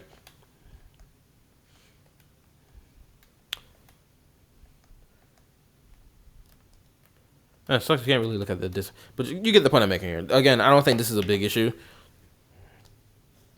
Nor do I see this as a disrespect to male characters, knowing that we have a whole bunch of female characters who are also in the same ballpark as them. And some of these characters have been out for years now, for at least a year or two now, going on 2 years now, that don't have dedicated disc sets for them, right? Like even Ellen Joe's disc set, right? The other half of Ellen Joe's disc set is literally has to cater to the fact of like, well, actually, the whole ice disc set that she got going on, right? Actually, I guess you would counter this as her disc set, but even then, increase ice, basic attack, and dash attack. Actually, you know what? Wait a minute. Actually, this may just be for her, but again, Miyabi can have this fucking disc set on her ass, along with the whole other disc set that increases crit damage, which, belongs to fucking Miyabi, but, Ellen Joe can use this shit too, right? Still, flip-floppy. Honestly, I got the fucking crit rate set on my Ellen Joe rather than the ice piece. The ice piece, I put that as the 2-piece for me personally. Which honestly, thinking back on it, is like, man, maybe I should have went the other way around. But this is how my Ellen Joe built the way that she is. She got good crit rate and crit damage on her because of this. So, it is what it is for me. For her. But she will soon. I believe in version 2.8, there's going to be an equipment set specifically tailor-made for her. I'm going to make a very big claim here and say that if Hugo was actually a woman, none of this would have happened. Pan Yin-Hu, released in version 2.0 as a defense rupture support, he actually had great value because he was the only rupture support in the game. His ultimate can also give a small heal, which is a great bonus. Yi Xuan, the extremely powerful Void Hunter Rupture damage dealer that was released in version 2.0, needed him to access her full potential. A free copy of him was given away for free through an event in 2.0, which is nice. Of course, he was eventually replaced. Lucia became the dedicated S-rank premium Rupture support in version 2.3, which isn't a problem, to be clear. Honestly, the fact that he... Then why did you phrase it like it was?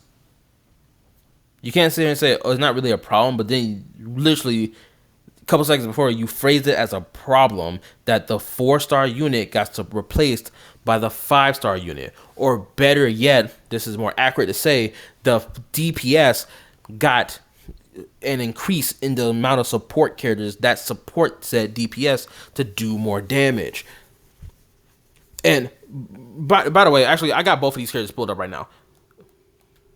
Hold up. Let me pull up my Lucia, because I don't think I've ever used Lucia in the same team as my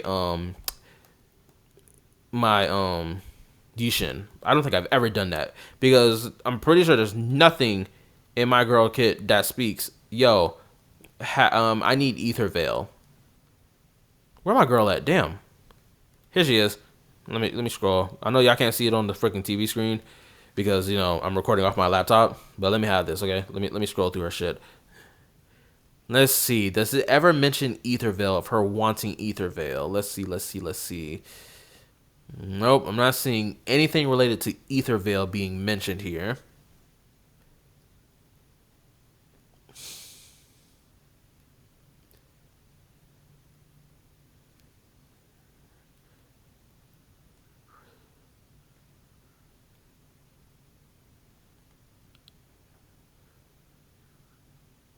If anything, the only reason that you would put Lucia on the same team as Yidhari, not Yidhari, same team as Yishin, is purely to activate the additional ability for homegirl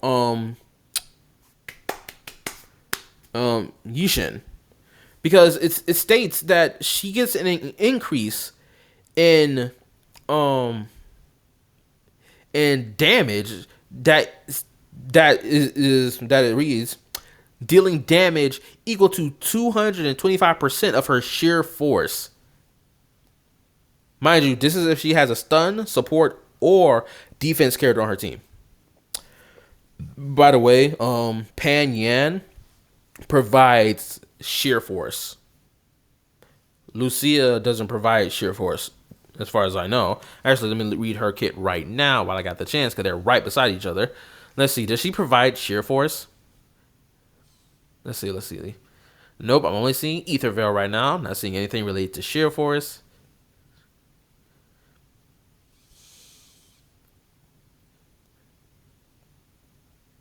Let's see. Nope, I'm not seeing anything related to sheer force. Only Ether Veil.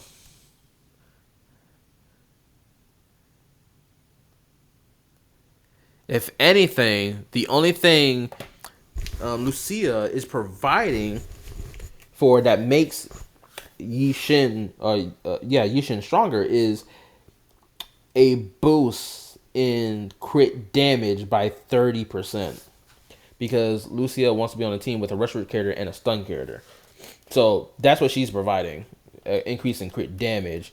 Pan Yan provides sheer force. Let me read his stuff real quick. Let me just through here. Okay, increases damage units against the target by 20%. Okay, that's his additional ability, but yeah, on a baseline, he provides sheer force up to a maximum of 18% of his initial attack. So the higher attack you have on him, the higher sheer force you provide to Yishin, where Lucia literally just provides increased crit damage. If anything, both characters are best in slot for Yishin and for a freemium team setup. Honestly. And this is coming from someone who is a casual player who has both the freemium team and the premium team set up. I have both. That's why I'm talking in the manner that I am. And what's crazy is I'm not even a fucking meta head, yet I'm talking on meta and like understanding character kits. I don't think this would even considered as meta, but I think this is considered as like being knowledgeable about the characters and what they can and cannot do and who they want and who they don't want on their teams. And by the way, this reaction is going on 2 hours long. I do know that. I got a timer set ever since I started this fucking reaction. That he lasted as long as he did is impressive, and he still functions as an easy to acquire, free to play friendly alternative if a player either doesn't want to summon Lucia. He says alternative, but the thing is, Lucia does not provide what Panda provides to Yishin. So Lucia is not or Pan is not an alternative to fucking blah blah blah blah Lucia. That's not what he is. He is just another support for Yishin's team setup. And again, I think I need to read this for read her shit again for Yishin, because Yishin, what she gets from the additional ability that you activate by having a defense character, support character, or stun character on her team, it literally just is made to increase her damage based on her shield damage, or her sheer damage, or her sheer force, which is 225%, mind you. And then what is it says? What it says? EX special attack. Both her EX special attacks deal 30% increased damage to stunned enemies too. And then when she's in her meditation state, she increases her crit damage by 40% by 40% for 15 seconds. So again, Pan Yan and Lucia provide two different things. One is not the replacement for the other.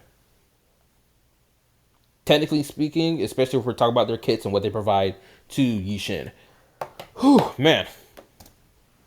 Lucia, or if her banner isn't available. Panda suffers from a story standpoint, kinda.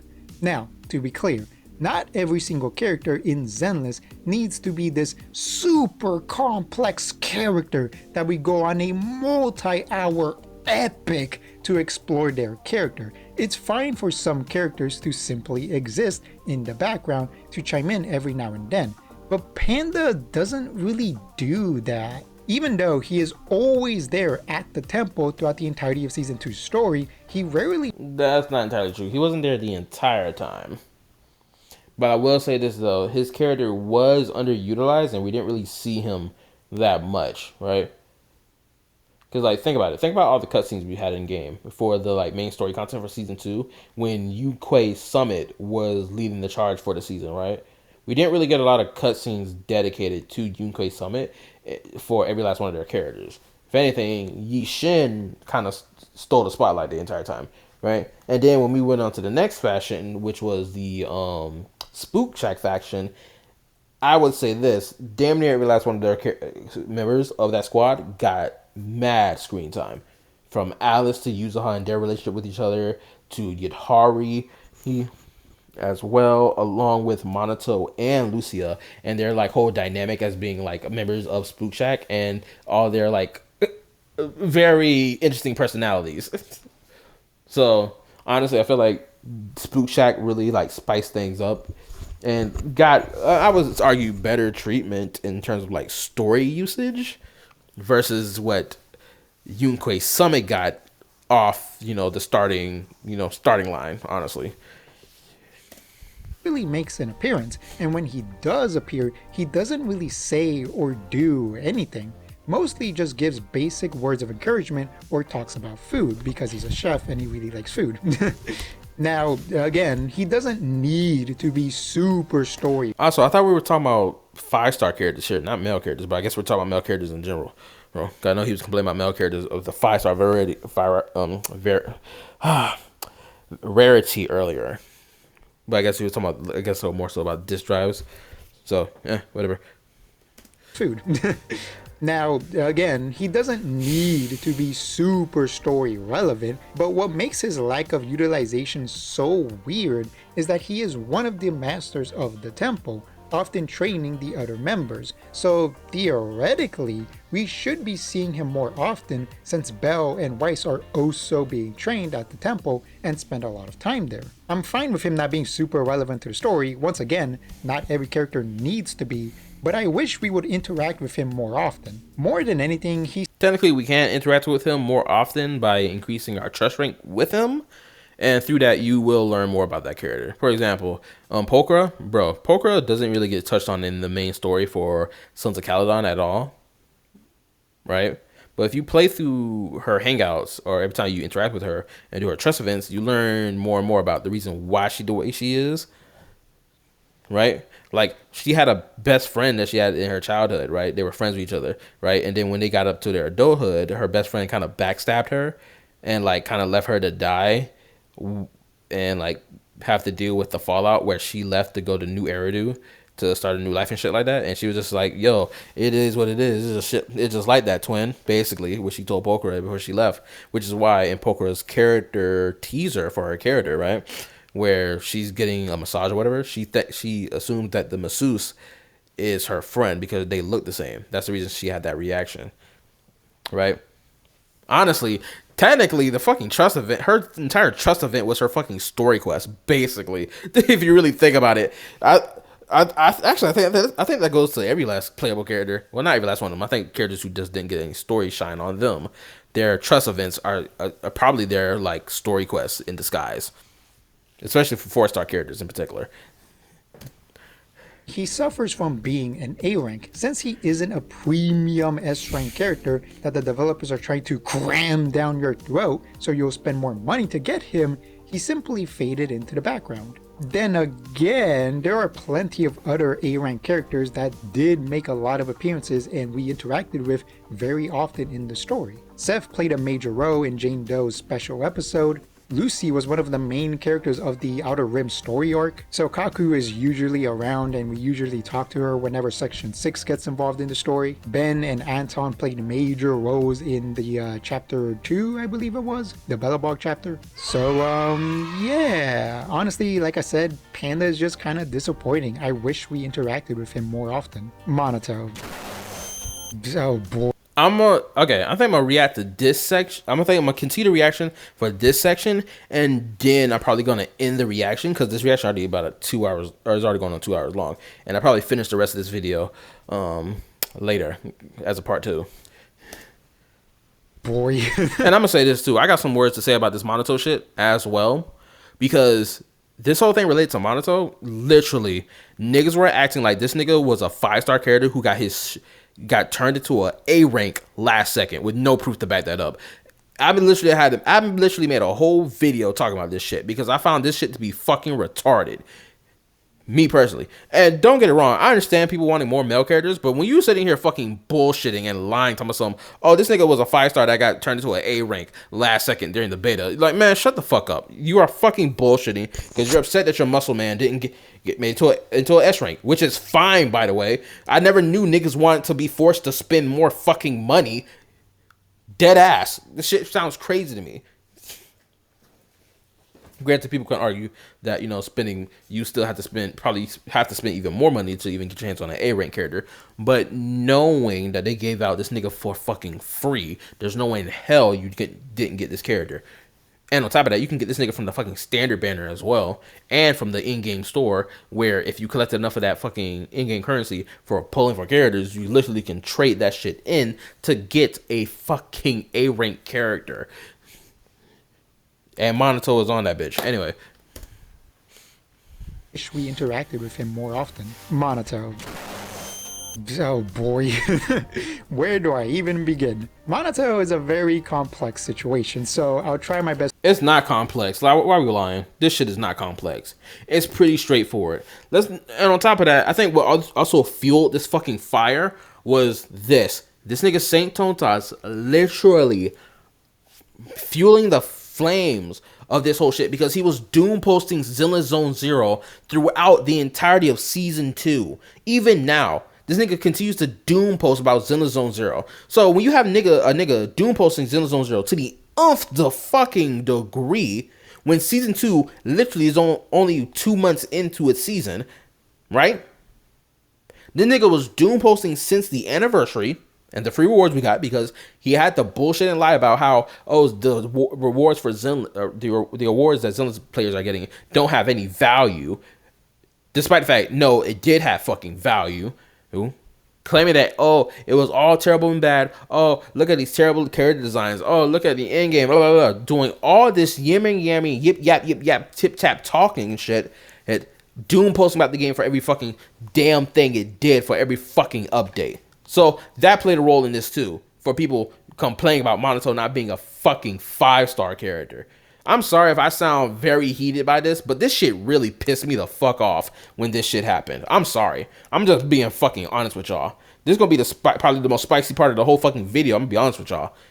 If y'all ain't seen my my video I made about this, which you should go check out. Granted, I feel like that video could be spruced up a little better now. But still, I still stand on the points I made throughout majority of the points I made throughout my fucking video. My best to be brief. He is one of the best written characters in Zenless, and it's not even close. Whoa, major deja vu. He played an important role through Season 2, constantly joining Phaeton in their various adventures. His strength helped keep everybody safe, and he was able to use his various connections and knowledge to help Phaeton, Spook Shack, and even the temple. Also, he's hot. Please, Monoto, crush me with your massive muscles! Yeah, he says it's about this nigga, but this nigga is literally in high school. Kind of crazy, because, homeboy was bitching about lolly characters and claiming that they are underage characters, even when they literally stated to be adults. But yet he's sitting here gooning over Monoto, who's a high school student. I didn't. By the way, I'm gonna say this right now. There's no information I saw that claimed that this nigga was in college. So I'm gonna go ahead and slap that shit to the fucking floor. I ain't seen nothing claiming that this nigga was in college. I saw nothing but high school related shit. So I'm going to keep it there. Because Yuzuha also goes to school too. More than likely, she goes to high school and she is not a college student.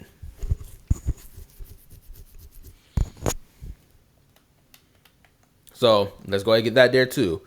Because damn near every character that's in school is, especially characters who are in school, majority of them are high schoolers from what we've seen. So I'm gonna keep it to that realm with this nigga Monoto and stand on what I said. Again, this is a child. If anything, this nigga is a teenager, but still, going to a teenager character, knowing that what your morals that you had about lolly characters, something not matching up here, bro. Please, Monoto, crush me with your massive muscles.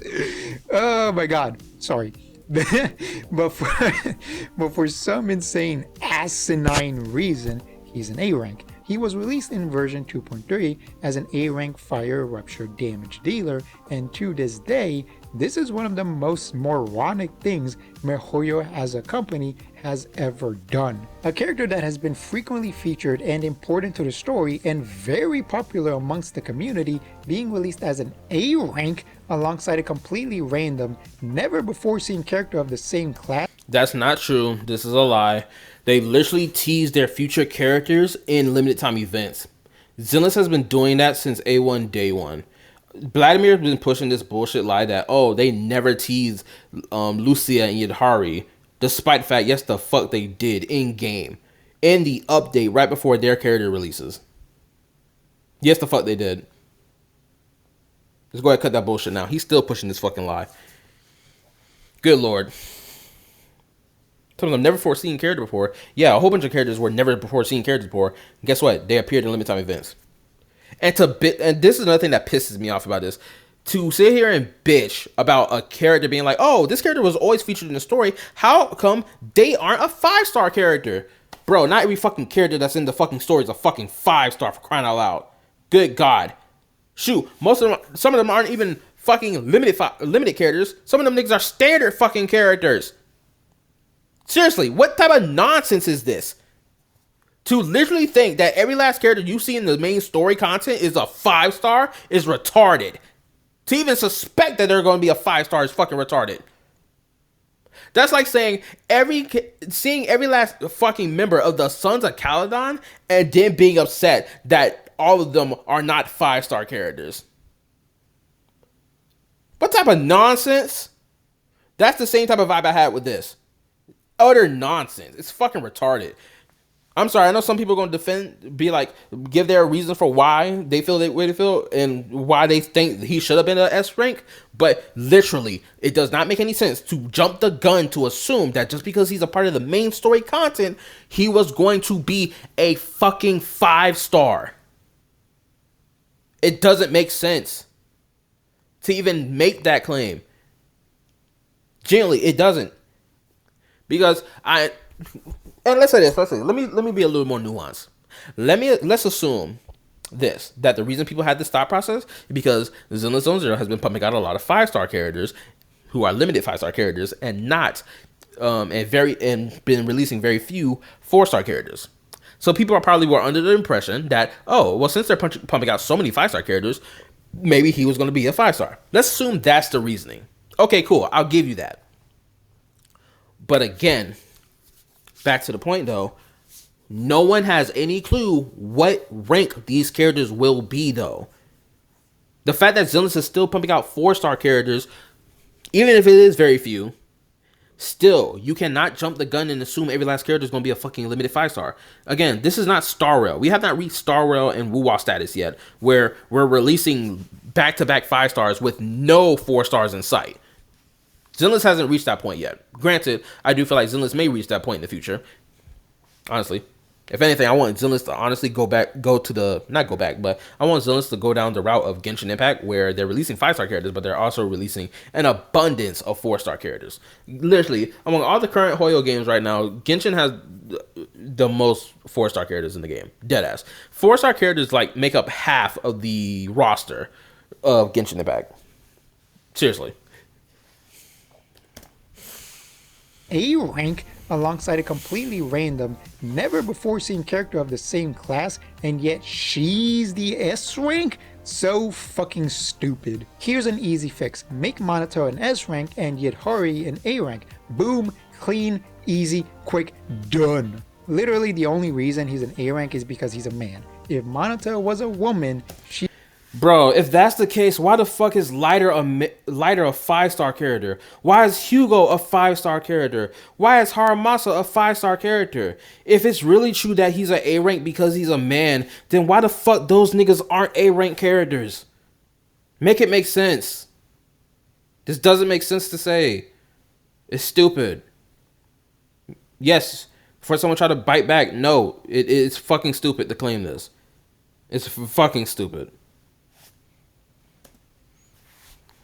Literally the only reason he's an A rank is because he's a man. If Monoto was a woman, she would have 100,000% been released as an insanely overpowered S rank character. From a game.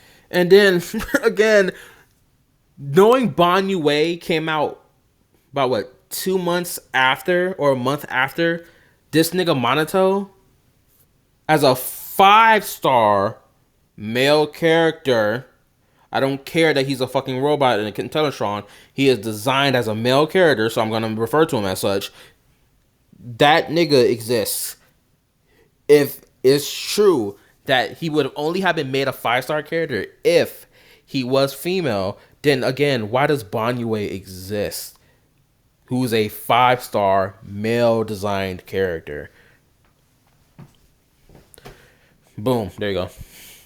And also I'm going to say this as well. Bon Yue was a character, by all means, if you want to play this game of characters that just popped out of nowhere and then given the 5-star rarity. Who knew about Bon Yue before his character release? And when I mean by before his character release, I mean months in advance before his character release. I'm talking before this nigga even touched the fucking screen of the story. Who knew? I would love someone to tell me.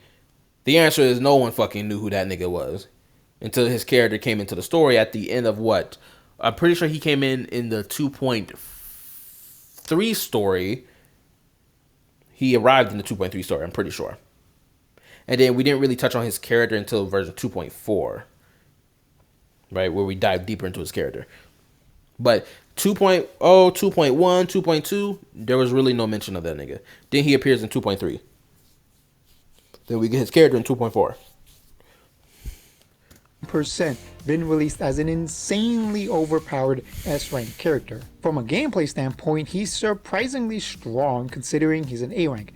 However, he's nowhere near strong enough to actually be worth using. Due to him having A-ranked stats, he's never going to be able to compete with S-rank damage dealers. That's cool. That's why, getting supports that help him are great. Again, members of his faction support him because he wants to be. Actually, I got this nigga on my account. Give me a second. Man, this is one lengthy ass reaction. Sure as fucking is. Where this nigga at? Here he is. What the fuck you want, bro? Okay, F. Let's see. He ignores enemy defense. And using his sheer force stat as the damage multiplier. Meaning, guess what? Pan Yin, best in slot for him to increase his sheer force damage. Okay, let me read.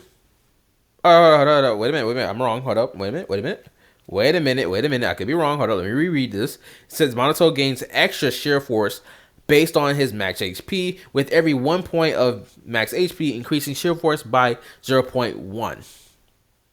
Again, Pan Yan will still be great for this team because Pan Yan provides more sheer force. So, and this nigga has sheer force as a stat that he wants to build up. So Pan Yan being on this team is actually still good, nonetheless. Okay, what else he says? Because that's the stat he uses as a damage multiplier, sheer force. Let's see.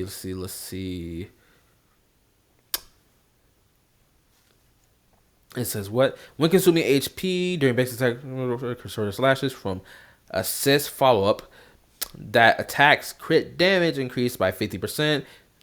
Okay, adrenaline regeneration rate increased by 100%, while in the molten edge state, Monoto's crit rate increases by 10% and his fire damage increases by 20%. Cool additional ability. Let's read. If he has a support or stun character in his team, let's see. He gains 8 stacks of Remnant Flame. When using his chain attack, he gains 4 stacks of Remnant Flame. Lasts 6 seconds, stacking up to 20 times. When launching basic attack, Blazing Wind, Misty Slash, or during the conservative slashes of assist follow-up, his HP. If his HP is below 100% of max HP, 1 stack of Remnant Flame is consumed to restore 2% of max HP. So he wants increased max HP, and of course he wants sheer force as well, which Pan Yan provides. That and Lucia provides. Honestly, there's nothing in his kit relating to Ether Veil, honestly, so he doesn't really benefit from the Ether Veil thing, other than the fact that Ether Veil is like literally just a support thing, so that increases it. That just like basically the support function of certain characters, technically. It's like, again, he still benefits, still good. He got supports that could help him, especially if you really dedicated to make this nigga Monoto, this A rank character, be the best he can be. You're gonna put the energy to it. The fact that there's a literal Billy main, Rezi, who exists, whose whole deal is just like gassing up Billy until there's a 5-star version of him that releases, and he puts forth the effort to make his Billy strong. So even with support units that help him increase his crit damage and shit like that. Healers. He also requires Cinema 6 amazing equipment and premium supports in order to make every character requires good supreme equipment. Every character requires that. That's the baseline. Yes, 4-star characters, especially if they're DPSs, do require your good supports to support their damage. Obviously, everyone knows that. That's a standard in gacha games. Let me go back. A-ranked stats, he's never going to be able to compete with S-rank damage dealers. He also requires Cinema 6 amazing equipment. Let me read Cinema 6 right quick. What does Cinema 6 provide? Okay, let's see. Get some more stacks for this follow-up. Okay. Monoto's fire damage increases by 3%, stacking up to 5 times. Hits a stunned enemy Monoto. Maybe I'm not truly understanding what the value of M6 provides. Maybe I'm not truly understanding the value of it.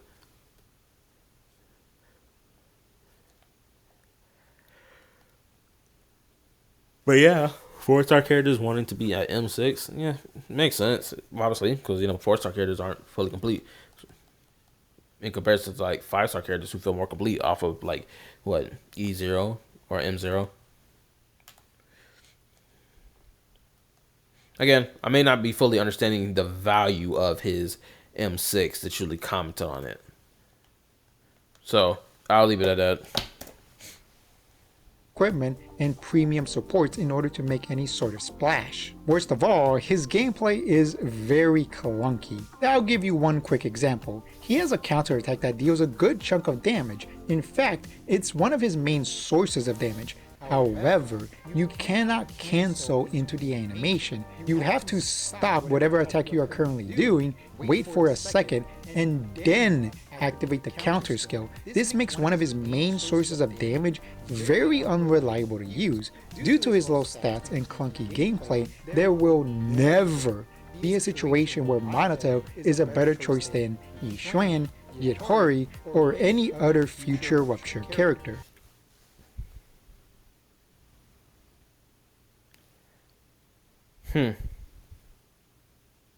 He's gonna be a better option for you if he's the only thing you have in your account right now, and you can't replace him for a better 5-star fire rupture unit, which that comes in the form of Ban Yue, by the way. But even then, Ban Yue is a character that is literally a skill-based character. You better understand how that character works before you just throw him into the end game thinking, oh, I'm just gonna beat everything. No, you better learn how to fucking use that nigga properly. That character is a skill check.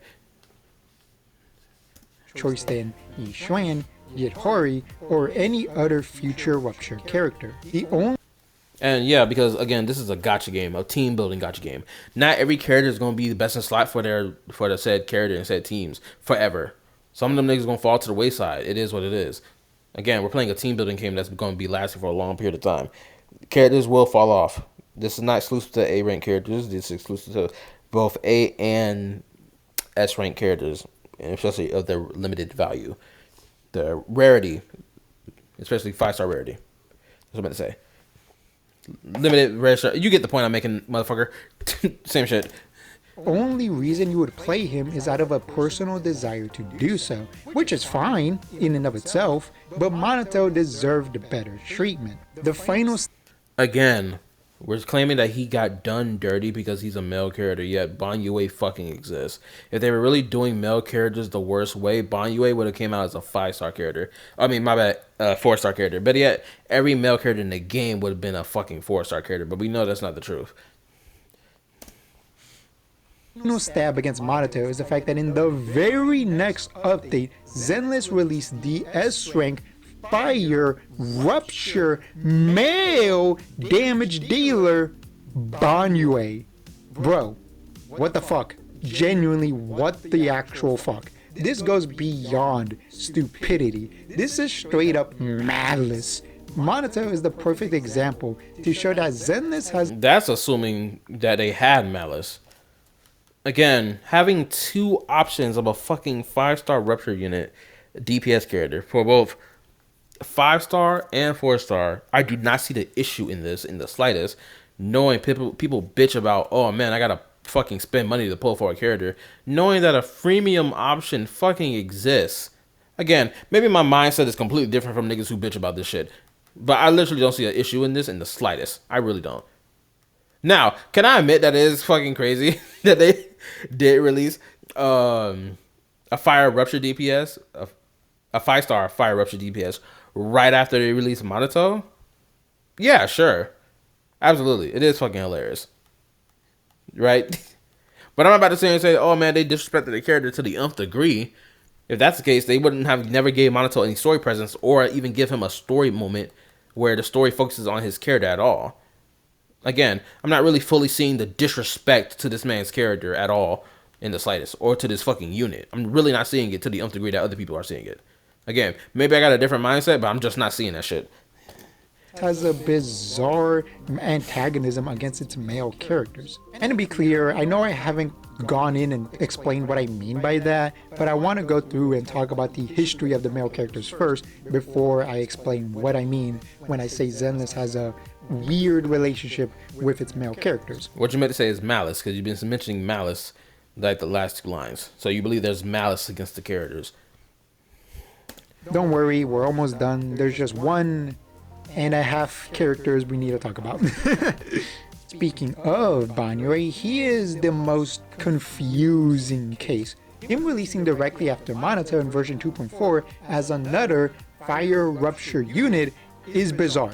Genuinely, it is super weird. Eventually, having elements and classes overlap is fine, but at release, there were still 2 other elements that he could have been, physical or electric, and personally, I would have made him physical. Similar to Monoto, he also had some controversy surrounding his release. When the version 2.4 beta first came out, he was an extremely powerful main damage dealer, and then he immediately got nerfed into oblivion. Suddenly, he was slightly weaker than Yid Hori, who in turn was already a very middle-of-the-road damage dealer.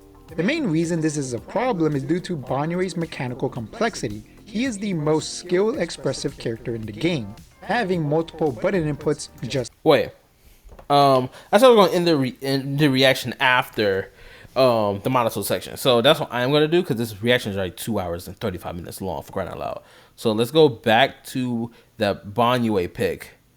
Let's go back in time to that Banyue pick, because that's what I'm going to end the video. Right here, right? Hold up. The history of the male characters first before I explain what I mean when I say Zenless has a weird relationship with its male characters. Don't worry, we're almost done. There's just 1.5 characters we need to talk about. Speaking of... Okay, we're going to end it right here. Okay, y'all can give me y'all thoughts in the comment section below about how y'all felt. Because I know this video is about 2 hours long, and I know a lot of y'all probably done clicked off. But some of y'all who are dedicated and love listening to the Yap session is going to listen to this video in the background as you're doing some other shit right now, which I appreciate. Tell me how y'all feel about this in the video in the comment section below. I know I haven't finished it yet. Shit. But this video was 48 minutes long, and of course I was going to yap about it for a lengthy period of time, motherfucker. Anyway, I said what I said. If I ever listen back to my video and find out and listen to it and I say something that I disagree with later, I'll probably mention it in the comment section, but other than that, I'm standing on my position about how I feel about the video, or at least about some of the takes given here. Still standing about them. I don't think I really hard pressed disagreed in like great mass. I did correct some information and then yapped about character kits and shit, which is so crazy that I sat there and did that shit. This is the second time this done happened. First it was St. Tones who made me do that shit. Now Vladimir made me do that shit. Crazy. So like, sub, turn on the notification bell, join my YouTube community Discord. Link is on my channel. Download the Root app so you can be connected to the Root server as well. Check out my yapping topics and yapping reaction content. On top of that, playlists for both sets of videos will be available and forever will be available for everyone to watch. I play 5 gacha games and 2 non-gacha games, those being Genshin, Star Rail, Zenless, Wuwa, and Ardennes Infield, along with Gravity Rush Remastered and Fate Semi-Remnant. 2 more games will be added to that non-gacha list, those being Ninja Gaiden 4 and Tales of Berseria Remastered. So look out for those when I stream them here on YouTube and YouTube only. Anyway, I'm going to end this reaction because it's already 10:17 right now. I've been watching this video since fucking 8:30, I believe, or 8 o'clock or some shit. Oh man, it's been a lengthy reaction. Anyway, I'm signing out. Probably gonna go to bed after this. Oh man. Anyway, this is KallaTheYapper signing out. Peace.